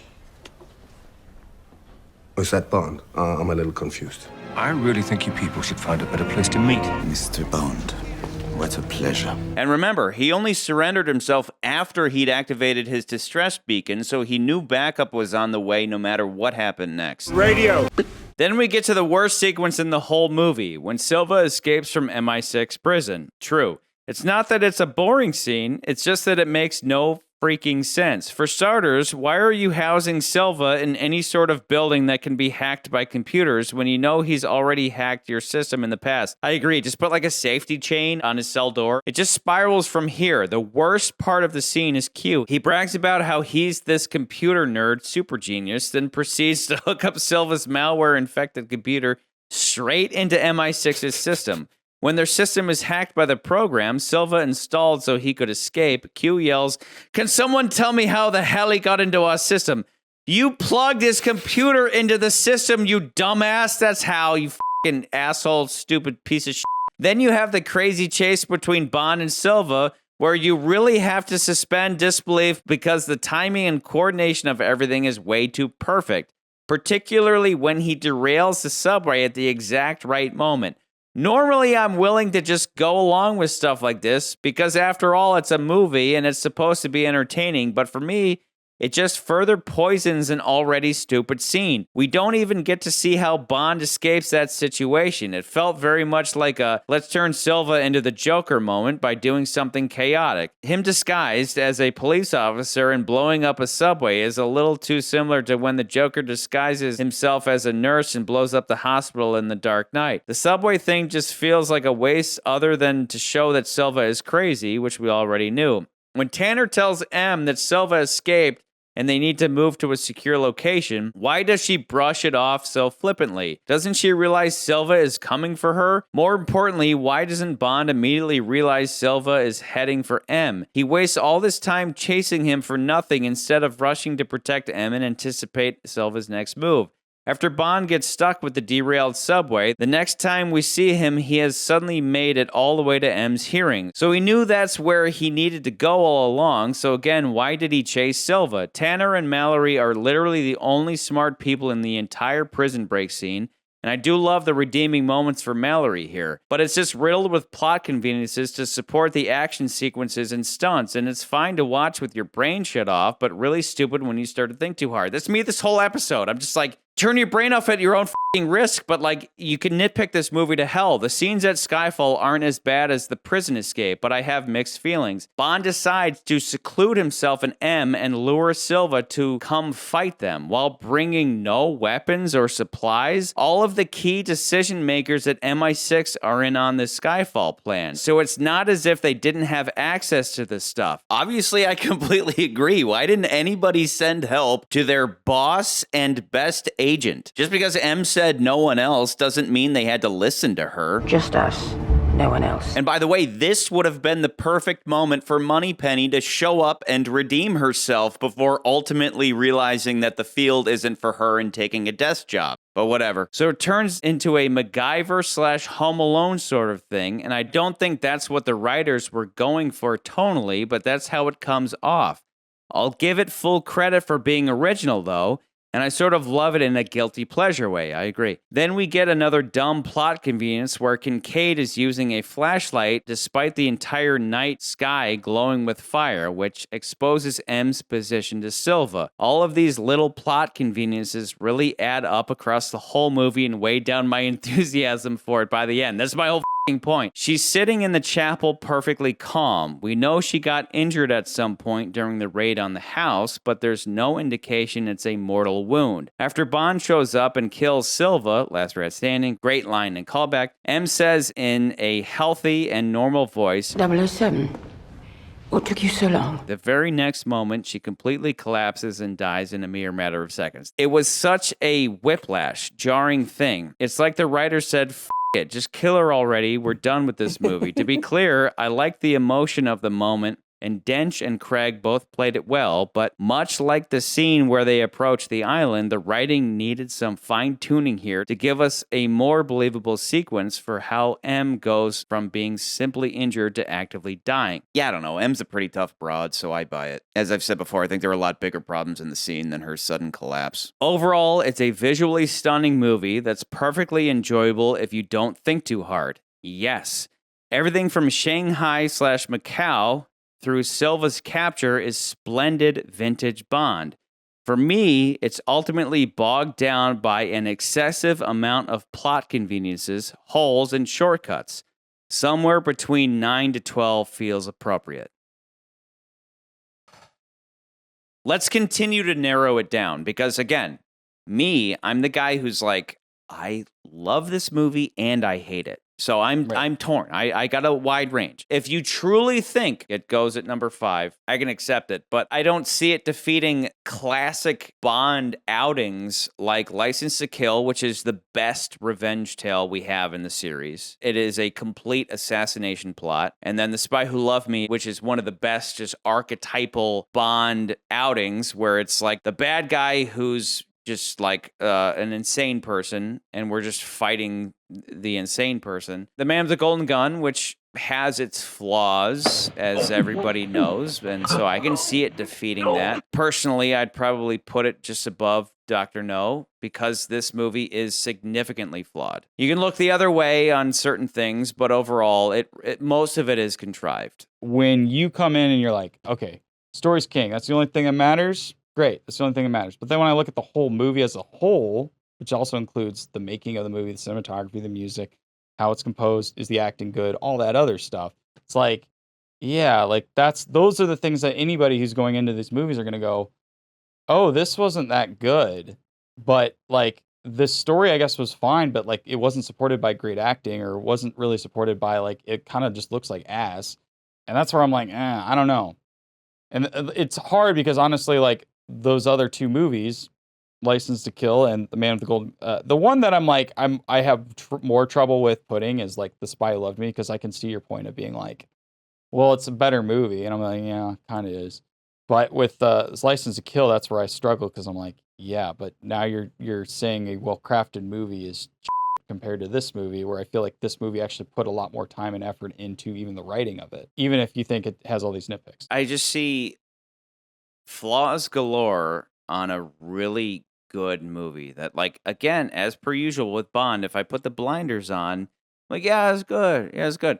But if I'm actually scrutinizing the plot, listen, I think Nans and I both agreed. I think this movie is a much better movie than License to Kill. I think it definitely nails the movie making. Everything about this movie screams better than it does License to Kill. That's where I would put it above License to Kill. Yes, I'm using, like, sure, you're gonna say, oh, it's because the cinematography. I'm like, I'm not just talking about the cinematography. No. I remember going back and watching. I remember going back and watching License to Kill, and I'm just thinking about all of, like, the acting moments. Like, the villains are just kind of like, yeah, they're fine. They're not very Bond-esque. I remember talking about License to Kill as just like, sure. Like, I know at one point you were saying, well, we got to stop doing this thing where it's just because it's not a Bond movie, that doesn't mean it's not a good movie. And I'm like, fine. But at least this movie does things that are close to Bond, but also does things that are very un-Bond.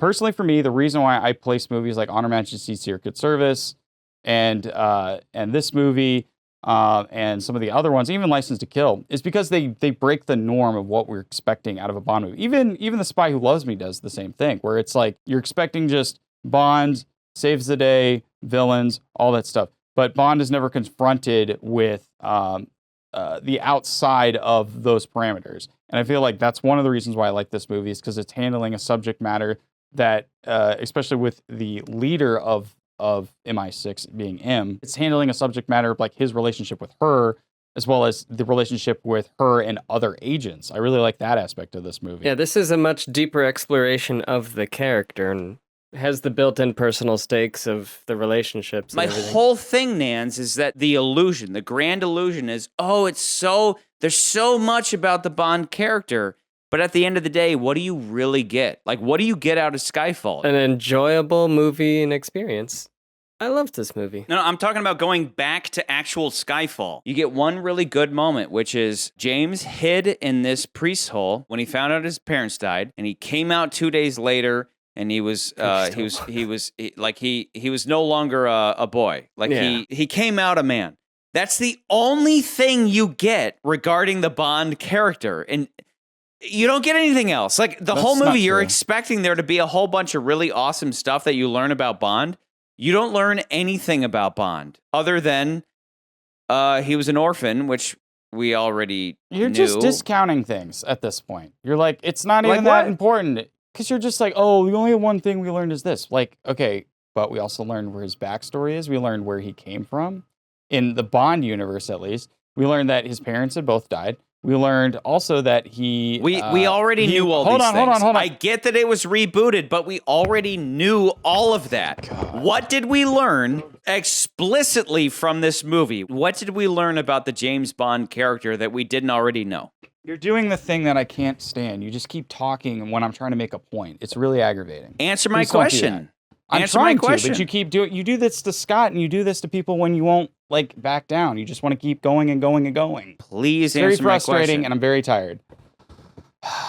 I was getting to the point where it's like we learned about his parents. We learned about he came from wealth, which is something that they don't ever really talk about in any of the books. We don't understand what his thing as far as what's his background. We don't know if he at that point in time. I don't even know if we knew if he was middle class, upper class, any of that stuff. I think that's actually an interesting detail to know that, he actually came from wealth. He had these rich parents. They had this rich castle. They lived in Scotland. He actually had another person that he knew prior to even knowing anything about the MI6 agency, where he had a mentor of his own. So I like all of those elements.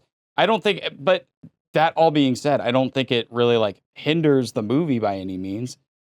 You're just discounting him, this whole thing, and then we were supposed to think this. I'm like, that's not where I feel like the movie's strengths are in. I think the movie's strengths are in the themes and what the story is coming to, which is basically they're trying to take the whole franchise.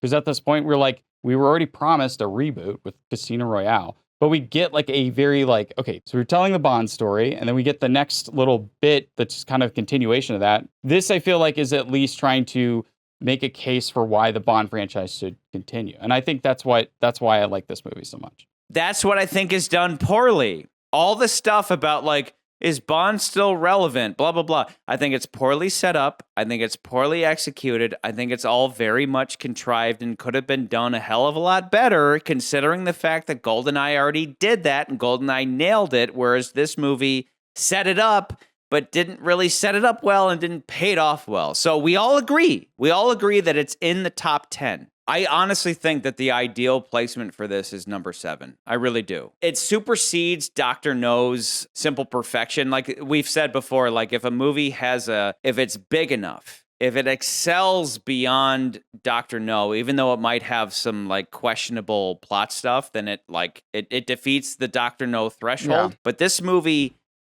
has a lot of issues. This movie is far from perfect. It's got a lot of stuff that not only can you nitpick, but those nitpicks add up. They really do. Nitpicks add up over time. For me, it really is defeats Dr. No, right? It defeats the original movie that has that Simple Perfection in terms of scope. I'm looking at these two. I'm just looking at License to Kill and The Spy Who Loved Me. What does The Spy Who Loved Me do better than this movie? Nobody does. Better diddle-diddle-diddle-diddle. That's the answer. That's it. That's the only answer I have. Spy Who Loved Me, it really is a straightforward Bond plot where it's not trying to bog you down with, it's so meaningful. Here's this super meaningful stuff. But it really is just an entertaining movie that's not trying to be super smart. I need you. So does England. I accuse Skyfall of trying to be really smart, and I don't buy it. I don't buy it for all the reasons I've laid out. I don't buy it. I don't buy it so far as it defeating Goldfinger, but I do buy it so far as it defeating Dr. No. Like, that's the range that I'm in. Personally, I would put it below A View to a Kill, but you know, knowing where we're all at, I can't help but think that it's like above or below Man with the Golden Gun is, I think, the best position for all of us. I'm still at 3 or 5. I like 3 is way too high for a movie that is so flawed. It's just so... I don't see the flaws that you do. Here's what I think. It's got this guise of being super intelligent, if so you're gonna meaningful. like come at this movie and be like, it's all the nitpicks are gonna like weigh this movie down. I would also gather to say like this is one of the best made films overall. As time goes on, the execution of movies gets better and better. And that was kind of what we said about Quantum, is that, yes, it's less than perfect, but it should be somewhat elevated because the execution on it is good. That's the eternal struggle of this process, is that you have movies that were made in 1963 versus a film made in 2012. And even though it has some flaws, literally every James Bond movie has its flaws. I get why you want to put it next to Man with the Golden Gun, but this is where I'm like, okay, I have to be like, I would love to put it at number 3 like Nan's, but when I think about these movies and I look at License to Kill and I think about this movie, I can't put myself in a world where License to Kill is a better movie than Skyfall when I probably have a 10 times better time watching Skyfall in any fucking day. I feel like I do, like, I understand your whole like gripes with like, feels like it's trying to be more intelligent. I would rather have that than a movie that's just kind of like... No, I love James so much. The things that meet up to License to Kill for me are the stuff that I'm like, it's the way it's made. Like, I feel like... Okay, so let's agree, fellas. Let's agree that it doesn't pass From Russia with Love, because I'm still in the camp that From Russia with Love is relatively perfect. Charlie, that's where I'm despite at. Like, I'm like, being old. Yeah, and I have said earlier, From Russia with Love I was struggling with. From Russia with Love is too perfect compared to Skyfall. We all agree now. So so moving down, it's 5 or below. So that being said, I understand the the faults with License to Kill, the bad cinematography. It's got fucking ninjas. Heller had a letter with the missiles and like all the crazy stuff. Like, we're in the territory of flawed, because we all know that all these James Bond movies aren't perfect. They all have their own flaws. Literally none of them are perfect. At that point, it's like what you're dealing with is bad guys, I would say. When it comes to License to Kill, you're weighing Silva versus I really like, because remind me what his Pablo Escobar is, because Pablo Escobar for basically, like, when it comes down to Pablo Escobar is a drug lord who killed Felix Leiter's wife, right? Yeah, like that's really what it comes down to. But also you have Bond going in there and Bond tricking him. Right. He's tricking him into killing his own people. I thought you'd like to know the information you gave me. Paid off. I got the guy who set me up. Because Bond's on his own. He doesn't have the support they're trying to add elements of Sergio anymore. Leone movies. Bond has gone rogue, and so now he's going in there and being like, you can't trust so-and-so, and you can't trust them. Here's where I feel the most comfortable putting it. I really just think right below From Russia with Love is probably the best spot, and here's why. License to Kill is fine. It's a revenge story. I think the revenge story is just way more interesting and intricate, even though if you think, like, yes, like the themes might not line up. You know, there might be sequences like the escape scene that might not work for gel for you. But I still think when you watch that movie in comparison to License to Kill, I will immediately watch Skyfall over and over and over and over and over again over watching License to Kill. I think when it comes to the craft of both of those movies, I think it's pretty obvious with I don't want to say it's just because of Roger Deakins' cinematography or Adele's but what's his name's music. But when you look at the whole between the cinematography, the music, the acting, because all the acting in this movie is fucking top notch. And save for the plot, but yes, the story, that's where I'm like, this is way more of an interesting movie to be watching every time I go back. I'm like, oh, I love this movie. Where I feel like the flaws in the License to Kill is like, it's one of the dirtiest, less crafted movies in the franchise. Yes, it's like got this really cool revenge plot, but this movie also has a revenge plot that I think is much cooler in retrospect. And I think it ends on like a much more meaningful note. Remember the end of License to Kill? I'll be up to see you next week. We'll do some fishing. Good. I'll be out by then. M called. He tried to reach you. I think he may have a job for you. Yeah, buddy, my wife's dead, but like, let's go on that fishing trip. Do you remember that? Let's go fishing. Remember that? Let's go fishing. Good. For a movie that tries to go really hard in like the R-rated end of it, I think the revenge plot in general is kind of undermined by the fact that it's like, it could have gone harder with like the murder of Felix Leiter. Instead, it's like a kind of like, oh, this is the murder of Felix's wife, so he's gonna go after this Escobar guy like that hard. Which feels a little weird. Yeah, it's not that Bond avenging Felix's wife is weird. It's that the ending doesn't act as a proper emotional bookend to the dramatically intense and violent setup that her death is. Let's go fishing! Well, it's not just that, but I'm saying like the climax of the, like compare the two climaxes of these movies, right? Compare the climax of License to Kill. That in moment where like they're driving the tanker truck and then it like gets on its side. And where I have issues, and you know this with me with tone, is like, if you have a movie that just like goes really f***ing hard on the seriousness. Murder!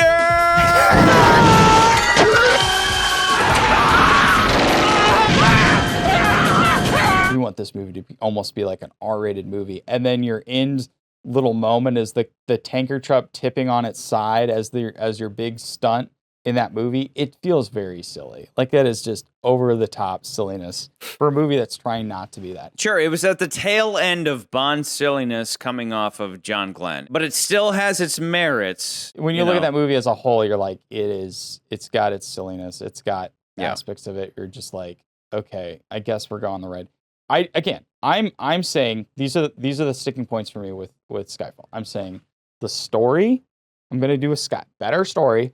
It's better. I think the story is way more interesting. I think the play between Bond, Silva, M, the whole MI6 era of digital age, I think that is way more thought out, and I think that stuff is way more interesting than the typical revenge plot that we get out of License to Kill. Not to say the License to Kill's revenge plot's terrible, but it's just kind of revenge plots are pretty standard, which is fine. But like I want something else out of it. That villain itself, he's not the most interesting. When I compare Silva and you compare Escobar, I'm like, yeah, I'd rather watch more of Silva. I just think there's just more stuff that I would rather watch. If there's over Skyfall. anything that I'm going to throw your way so far as merit, as I said at the very beginning, I will always give this movie good bad guy status. I, of course, still think Sanchez is great because of his valuing trust more than money. Everyone in my organization. He's 100% loyal. Don't worry, it's only money. A character trait he shares with Bond that serves to connect them. You earned it. You keep it, old buddy.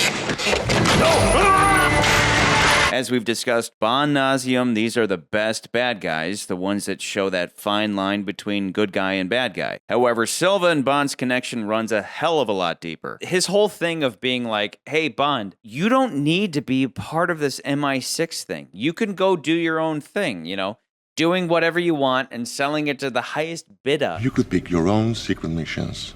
As I do. That is rock solid bad guy stuff. I think that him laying out like M's been lying to you is kind of like that's not really effective. But overall, his whole stance as a bad guy, especially having been betrayed directly by M, as the guy who typically champions bad guy, he's got rock solid bad guy status. But he's never going to be up to the level of Alec Trevelyan, specifically because his scheme could have been written better. But if we're just ranking bad guys, I can easily see him above Pablo Escobar as an X00. And I think where your nitpicks really come into play with me is that I think Goldfinger also has nitpicks that I could pick at.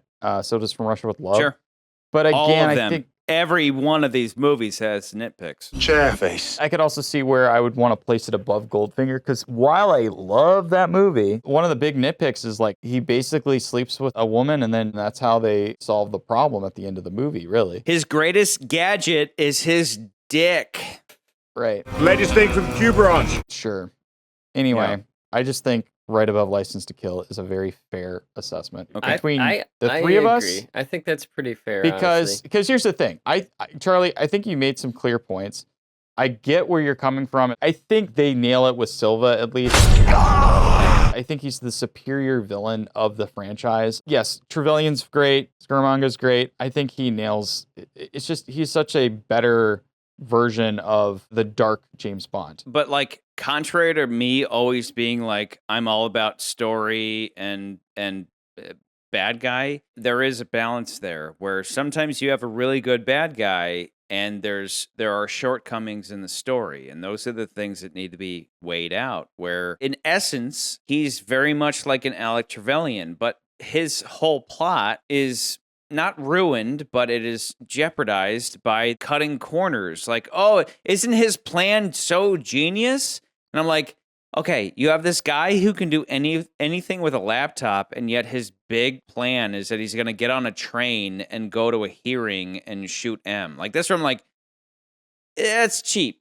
That is cheap. That is lazy compared to something more clever they could have done. There are so many shortcomings that for me, as I said in the very beginning, I'm like, I can see upwards of 7. Like 7 is the highest that I can see it at. The lowest But that's because I can Golden see it Gun at is precious to you, right? No. It would be above Golden Gun.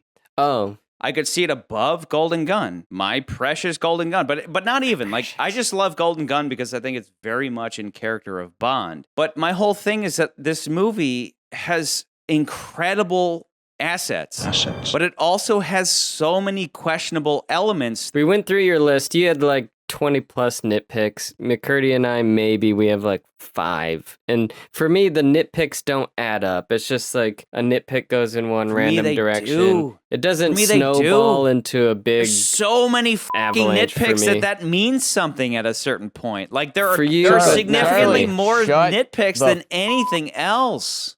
Charlie, I'm going to turn into Scott for a moment, so shut the f*** up. Dude, I will say the only nitpick that I feel like has any This relevance... has better nitpicks, more shooting Bond, more resurrection. It's got more of Bond's home life, even though it fucking doesn't. Like this movie doesn't hold up to scrutiny, and it really just is for mass appeal. No, I would say that the only time I feel like you have any way in what you're talking about, I think it's the train sequence, because most people talk about that constantly at Bond nauseum. Because they're just like, the train sequence doesn't make any sense. I don't understand. It's silly. When I look at the list, I'm like... But it is. I mean, it's objectively silly. Hold on. When I look at the list, License to Kill and The Spy Who Loved Me, I'm like, they're okay, but I don't think they're anywhere near as good as this movie. And I do think, like, for all the things that you're saying, their shortcomings, I'm like, well, look at the things that it does really well. Skyfall has more of a think piece element to it, right? Sure. And I think the and it's dealing with completely different themes. One is more of a modern film. Another one is more of like a nostalgia trip, right? Because like Spy Who Loved Me is all like, let's these things weren't working. Let's go back. Let's find all the best elements of Bond and like shove it into this movie. And that's what we got. Yeah. It's like, let's remake You Only Live Twice, which is basically what it does. And I do think this story just stands out compared to the other ones. So, gun to your That's head, where I'm Silva at your crotch. Spy Who Loved Me, Skyfall. I still think it's a better movie than License to Kill. My problem is I'm looking at this list, and if it was up to me, if we had put License to Kill under Spy Who Loved Me, I would have been more like, okay, I'd put it under that. Problem is, it's just like License to Kill, I feel like is flawed in like its execution, not so much its story elements. But is that just the cinematography and it being bar trash? It's also the acting too. Like you got to add that. But that acting is for like a scene. It's like one scene that's really bad. Scenes. It's a couple. Well, okay, yeah, that's true. That's true. What's her name? It's a couple scenes. Take me to the bridge. You know, like it's not even just that. I mean, even the. I mean, I would even argue that the Felix Leiter. You know, let's go fishing Bond. Like that was even pretty trash. Yeah.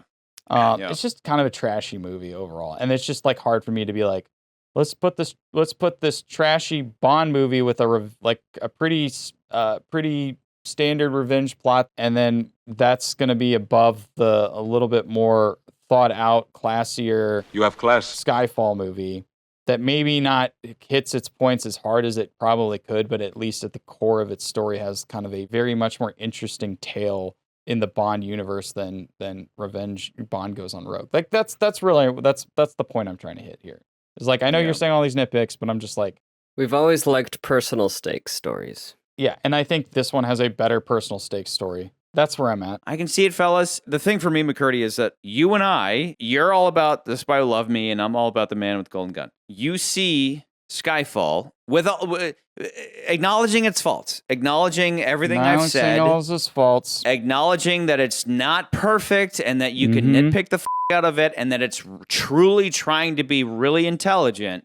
Do you still see Skyfall above The Spy Who Loved Me? Here's the thing. That's the difficult one for me. It really is just like between License to Kill and The Spy Who Loved Me, I think of so many more flaws in License to Kill in the way that it's made that it really just doesn't leave a good taste in my mouth. It's a dirty movie, but I know you're a Spy Who Loved Me fan. My point being that Spy Who Loved Me, very much a Bond movie. Like Spy Who Loved Me is very much a Bond movie so far as like The Man with the Gadgets and International Man of Mystery. The Man with the Golden Gun for me is just like the Vision said in the Avengers movies, strength invites challenge. So your strength as the greatest gunman / agent in the shadows is being challenged by this assassin named Scaramanga. That's why I love The Man with the Golden Gun.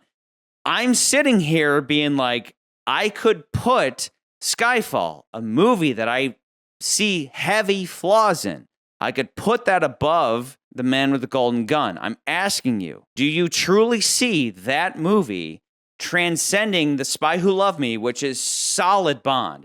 We put it as the best of Bond. It's literally a compilation of the best Bond moments ever. Right. And then The Man with the Golden Gun, which traditionally you hate, and then there's Dr. No as that backstop. It's like it surpasses Dr. No's scope, no doubt. But I'm serious. This is where I'm at, where I'm like, it's a little too high to put it above something that is like, what are the flaws with The Spy Who Loved Me? I mean, there aren't many. It really is like a classic Bond tale. And then this one is like, it's got those flaws where it's like trying to be smart. Oh, we're going to appeal to Bond's childhood. I think and it's the movie is smart. I don't think it's not smart. I think that's where you and I differ. It's like 50-50 for me. When it comes to The Spy Who Loves Me, I do agree with Charlie. There's a lot of stuff that I enjoy about that movie because they do a lot of the spycraft and a lot of the super spy stuff that I really enjoy. And another thing that film particularly does, where I think it excels past most of the other Bond movies and why I think it's still Roger Moore's best movie, is the first time they really kind of reconcile how Bond deals with henchmen in a very straightforward way. It's our business and your people get killed. We both know that. So did he. It was either him or me. The answer to the question is yes. I did get him. There's the other spy, XXX, and there's this whole bit about how she wants to kill Bond because Bond killed her lover, you know? Yeah. So I always thought that was interesting. But again, even when I think about that core of the story, though, because that to me is really like when it comes down to it, that's the core of it. It's like I still find the stuff with Sylvia and Bond and M way more interesting. I'm too tired to really give a shit. I just find that story way more compelling. And I know people are going to gripe about the plot inconveniences, but like that in itself is so much more compelling than some of these other films. Are you still at 5 then, McCurdy? I don't know. Or has Charlie attritioned you down? He's attritioning me, man. I think okay, so being attritioned. What would you guys say is the main hook, the main singular hook to put it above Spy Who Loved Me and License to Kill, but below From Russia with Love? Here's what I'd say. Back long time ago when we started this, you would always argue like story is king, right? You said that. That's always going to be right. That'll plot and story are not the same thing. We both know that. Plot is the events that happen. Story is like the things that are related to the themes of the story. And the characters. Right? Yeah. It's not the plot. So the things that people are griping about with Skyfall They're plot things, plot conveniences. To me, that's not the story. The story is what they're telling about these characters. I understand your nitpicks and gripes about the movie. That's where I'm like, when I look at the story that it's telling with Skyfall, I really like it a lot more than even License to Kill. Because License to Kill is just a simple revenge story. Like, that's all it is. There's nothing more to that. But that simplicity is good. Skyfall, on the other hand, I think has a much more complex, and I like the complexity of Skyfall's revenge tale, because it's not a traditional revenge tale. It's like the reverse. We have a revenge tale with a villain that we actually kind of see his point of view, and I think that in itself shines out more than anything. That's why when I came into this thing, I was like you and I both agreed. It's like yes, the music's great, and the cinematography is great. Those are the cherries on top. And like ever since I've ever seen this movie, those were the parts of the movie that I always liked, was the story with M, story of Silva, story of James Bond. This continues that theme of M being mother and brings in a brother. Right. This is dueling brothers, Cain and Abel style, all kind of fighting over the affections of their mother. So it's almost like she starts with that story and then she ended with that story. But this is obviously the more complete version of that story, because Alec Trevelyan felt that all of England owed him restitution as opposed to M specifically. England is about to learn the cost of betrayal. Inflation adjusted for 1945. There was always a sense that Alec's betrayal of MI6 had been in the works before he was even recruited. How did the MI6 screening miss that your parents were Leon's Cossacks? Once again, your faith is misplaced. They knew. As opposed to Silva, whose turn occurred at the peak of his career. Station H. Am I right? Hong Kong? 86 to 97. Back then, I was her favorite. The major difference between the two is that nobody has any sympathy for the Lien's Cossacks, because they themselves were two-faced. Proved the worked for the Nazis against the Russians. Second World War. Ruthless people. They got what they deserve. But one can easily have sympathy for Silva, as his breach of trust was significantly more devious, coming from the one person he simply never expected, his figurative mother. Look how hard you work. This is where Nans is correct that Skyfall is the M movie. It takes the twine element of a sin from M's shady past. Against every instinct in my heart, every emotion as a mother, I told you not to pay the ransom. And combines it with Alec Trevelyan. Mommy was very bad. M's maternal dynamic had been firmly established over the course of Craig's last two films. Your mother? She likes to think so. You've got a bloody cheek. You're supposed to display some kind of judgment. I think you're so blinded by inconsolable rage that you don't care who you hurt. Mom. But then we have this wild card of Silva thrown in, a previously favored 00, another orphan to which we can assume she also provided guidance and wisdom for. I assume you have no regrets. I don't. What about you? Of course not. That would be unprofessional. No remorse. Regret is unprofessional.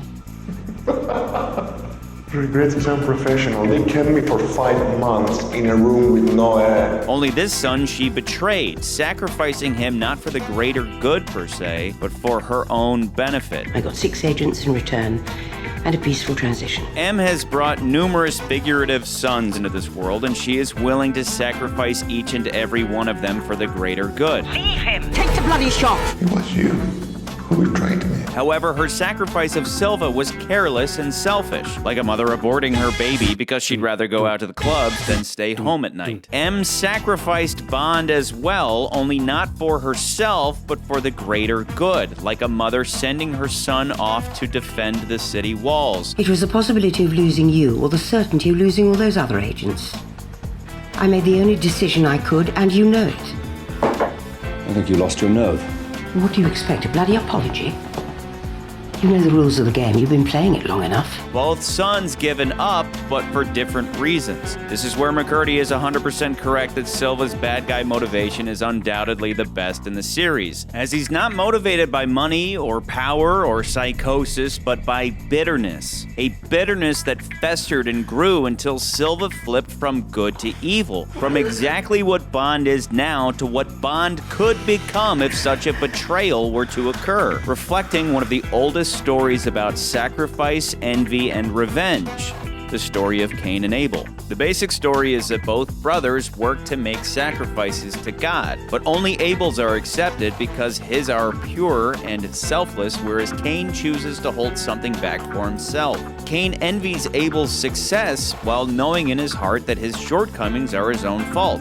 Cain is what's known as a little bitch, choosing to blame God instead of taking responsibility for his own choices, killing Abel to spite the Almighty. Cain does exactly what weak people do, adopting a victim mentality in order to avoid facing his own shortcomings, and this bitterness turns to hatred and ultimately revenge. Silva and Bond embody Cain and Abel brilliantly, with both brothers making sacrifices to their higher power, M, and yet Abel Bond is the favored brother because his sacrifices are pure in the sense that they are complete. They are selfless. Just like Cain, Silva makes the same sacrifices as his brother in appearance, but his are not as favored as Bond's because he holds something back for himself. He was a brilliant agent. But he started operating beyond his brief, hacking the Chinese. The handover was coming up and they were onto him, so I gave him up. After Silva's heavenly mother rejects him, just like Cain, he seeks to destroy that which she values most. MI6 and all of its agents, including her new favorite. You're sentimental about it. The man that can always be counted on to sacrifice for the big picture. And this is why Silva's attempt to flip Bond is so weak, because Bond knows that M's so-called betrayal was nothing more than her doing her duty. 007. You are ready for this?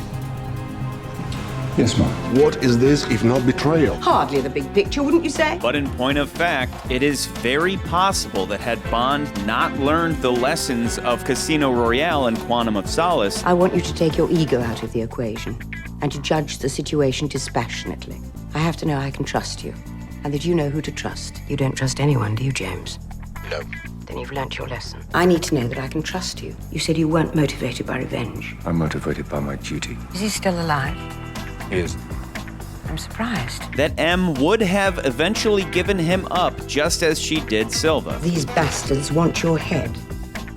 And I'm seriously considering feeding you to them. There's a capture or kill order out on you. You're removed from duty and suspended pending further investigation. When it comes down to it, Bond is willing to give everything he has for M, not for M's sake, but because of what she represents. The big picture. You can throw Phoenix Rising metaphors my way all day and I'll still say that shit's heavy-handed, forced, and ultimately irrelevant to Bond. Especially because this movie has a much simpler, much more appropriate symbol, the British Bulldog. This little trinket is the film's symbolic token of the big picture. The whole office goes up in smoke and that bloody thing survives. As it is the one thing that survived Silva's attack on MI6, signifying that England, the Empire, MI6 is more than just a place or a building or a single person, but an idea. It's an ideal worth fighting and dying for. Maybe it was her way of telling you to take a desk job. Just the opposite. A task she now fully entrusts Bond to continue. But in the end, despite the extreme effort to protect the woman who has guided and nurtured him as a mother from orphan recruit to full-fledged 00 status... How old were you when they died? You know the answer to that. You know the whole story. Orphans always make the best recruits. her sins find her out. Of course.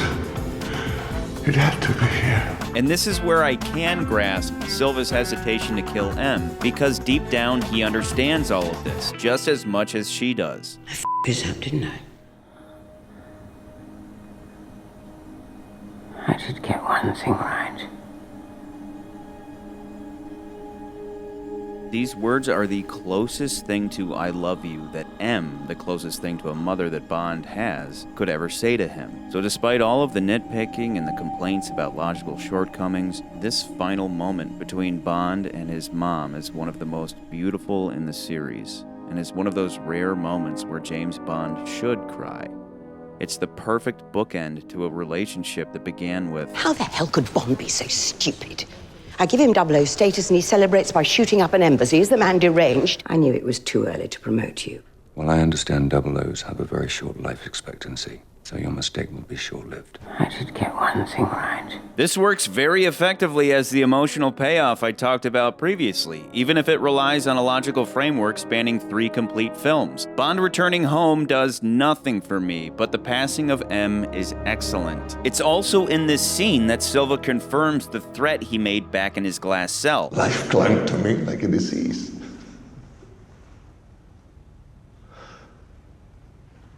And then I understood why I had survived. I needed to look in your eyes one last time. That he's more or less been on a suicidal quest for vengeance, which does make him more Joker-esque, as he's a character that can seemingly strike at any time and has absolutely no regard for his own life. But as far as this movie's concerned, Silva may be even more dangerous than the Joker because he is in fact longing for death. While the Joker is a purely chaotic force hell-bent on dismantling Batman's efforts to reestablish order in Gotham, he does it for fun in a fiendishly delicious, happy-go-lucky kind of way. And he doesn't want to die because he enjoys it too much. I like this job. I like it. You won't kill me out of some misplaced sense of self-righteousness. And I won't kill you. Because you're just too much fun. You complete me. The Bond-verse equivalent of this chaos and order relationship is that of Bond and Spectre, namely Blofeld, as they each represent timeless forces in our reality that never go away. This is why, for the most part, nobody in these stories ever really dies. Blofeld and the Joker always get away so they can come back to fight another day, metaphorically reflecting the truth I'm always trying to shove down the throats of the progressive idealists that we can never be rid of bad things. We only stave them off temporarily. I do so enjoy our little visits, Mr. Bond. And this is where the comparison to the Joker breaks down and reveals Silva to be the more human character, as he is a reflection of very true-to-life aspects of human nature. He's by far the most fully realized three-dimensional baddie of Bond's rogues gallery. His mannerisms reflect his Bond-esque arrogance and abilities. His backstory is organically conveyed and coherently informs his bitter demons and motivations, and this all culminates in a worldview that informs his actions that we as an audience fully understand as we fully understand the man himself, as opposed to the Joker, who is less of a man and more of a dog chasing cars. I wouldn't know what to do with one if I caught it. You know, I just do things. Now, I'm not saying that Silva is a better character than the Joker per se, but the Joker is more of a metaphor for chaos than a fully dimensionalized villain. He's more of a force of nature than a human being. And yet everyone is always comparing Silva to the Joker when it's actually much more appropriate to compare him to the other bad guy of the Dark Knight, Two-Face. Beyond the surface level optics of two guys with really up faces, Silva is to James Bond precisely what Two-Face is to Harvey Dent, a warning about the darkness that lives inside all of us and how the path of the righteous man can falter onto the path of darkness with just a little push. And just like Silva, Harvey Dent's Two-Face wants to die. You think I want to escape from this? There is no escape from this. But only after bringing down those responsible for his turn of bad luck. Completely apathetic towards innocent life he takes with him. Please don't punish the boy. Please punish me. I'm about to. Likewise, Silva seeks to destroy everything M has built and then bring her down with him. Without a doubt, this is why the writers have Silva commit a mass shooting, as it's today's deranged mass shooters that embody the spirit of Cain, taking as many innocent people with them out of revenge against God, existence, society, whatever, instead of just committing suicide instead. So his outrageously cavalier attitude towards life is motivated. I still see sloppily contrived screenwriting to back that up at parts, but nothing that threatens the ruination of his character. Bottom line is that Silva's why is top tier. The key to a great story is not who, or what, or when, but why. It's made clear that he's been looking forward to his death, but hasn't been able to do so long as M still lives. Again, like Cain killing Abel to spite God instead of just saving everyone the trouble and killing himself. Free both of us. Free both of us. With the same bullet. Do it. Do it. So where then do we stand? If you hate this movie, I'm with you. If you love this movie, I'm right there with you too. So let's add it up and try to give this film credit where credit is due. Better M. Better knives. Better gravestones? Better bulldogs.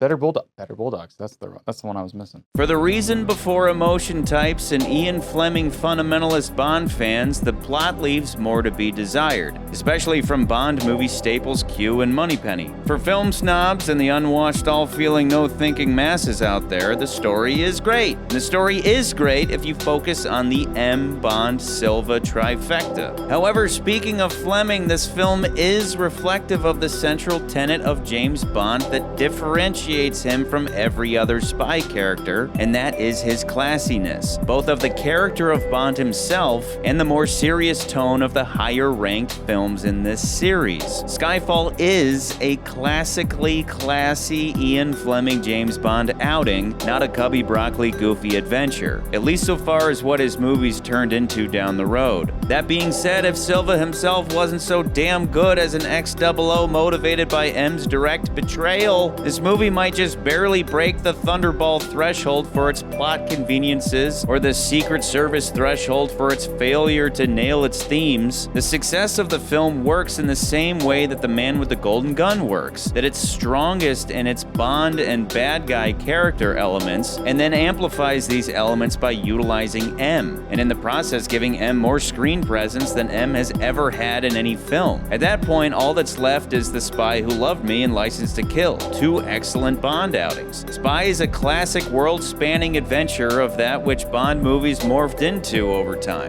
with the single-dimensional bad guy who does bad things because he's bad that climaxes with a dramatic countdown to global destruction that Bond outsmarts at the last second. Classic 60s and 70s Bond. License to Kill is an excellent action revenge movie, but the reason we placed it below Connery's Golden 2 is simply because it lacks that essential Bond classiness. A Corona, as McCurdy put it, not a shaken vodka martini. If you can accept the contrived plot for what it is, it's difficult to not elevate Skyfall above these two films because of its think piece elements specific to the character of Bond, as opposed to the fun and adventurous popcorn-munching crowd pleasers of the past whose function in cinemas has been taken over by the Mission Impossible movies. Bottom line is that the core elements of this film that work simply outclass anything that Dalton or Moore ever did, showcasing what Bond movies at their fullest potential should be like, taking Bond and his world as seriously as Ian Fleming would. This movie delivers Bond's character and all of his usual bells and whistles, as well as the best rendition of his shadow, and beautifully wraps up a 3-film relationship with Judi Dench's M. And it does all of these things with class. But as for the upper top 10, it's flawed enough that it can't break the higher echelon of Connery and Campbell's powerhouses. It's top 5, but the bottom of the top 5. I think at this point, fellas, I think we're all in agreement. I think putting it at number 5,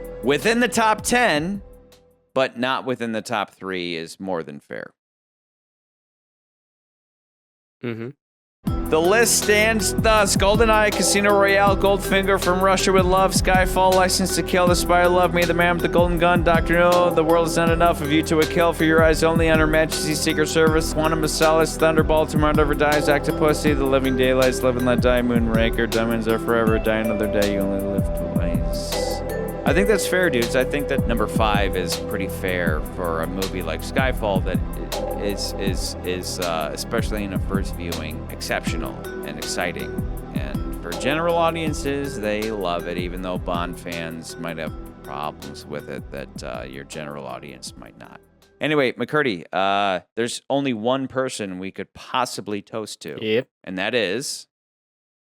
King Judi Dench. Judi Dench. After 7 films, she's the first person she said, to drop an F-bomb. I've always wanted to drop an F-bomb in a James Bond movie. Yeah. Let me do it on my last one. If only it would have been James, I want you to me. But anybody have any kind words for Miss Dench? Good job.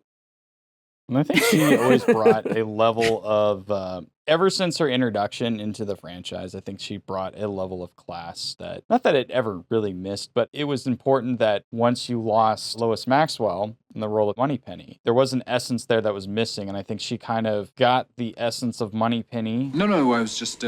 Good, because if I want sarcasm, Mr. Tanner, I'll talk to my children, thank you very much. But also like the regalness of Bernard Lee. The hell is he doing? His job. So I felt like she always kind of dived into both, but I always loved it's a different relationship between Bernard Lee and James Bond, father M and son Bond. Nobody knows where he is or what he looks like. So I think it's fair to assume that he has the edge on you. Wouldn't you agree? That's all, 007.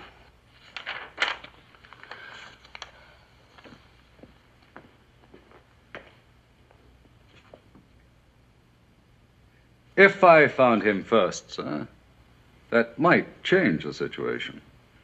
Dramatically. Wouldn't you say? Good day, Bond. I've no compunction about sending you to your death. But I won't do it on a whim, even with your cavalier attitude towards life.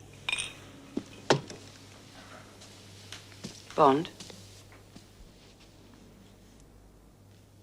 Come back alive.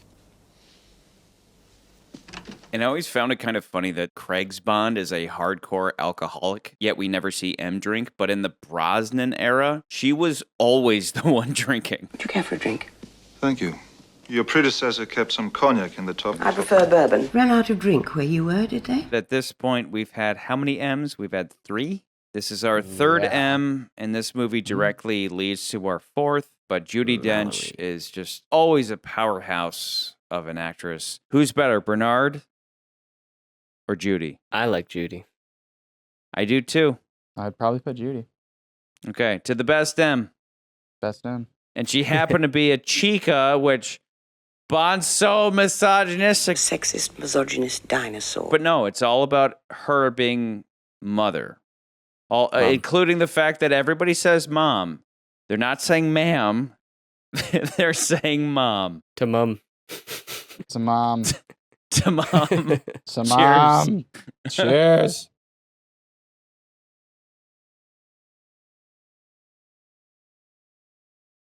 Underneath the mango tree, me honey and me make boobaloops. No.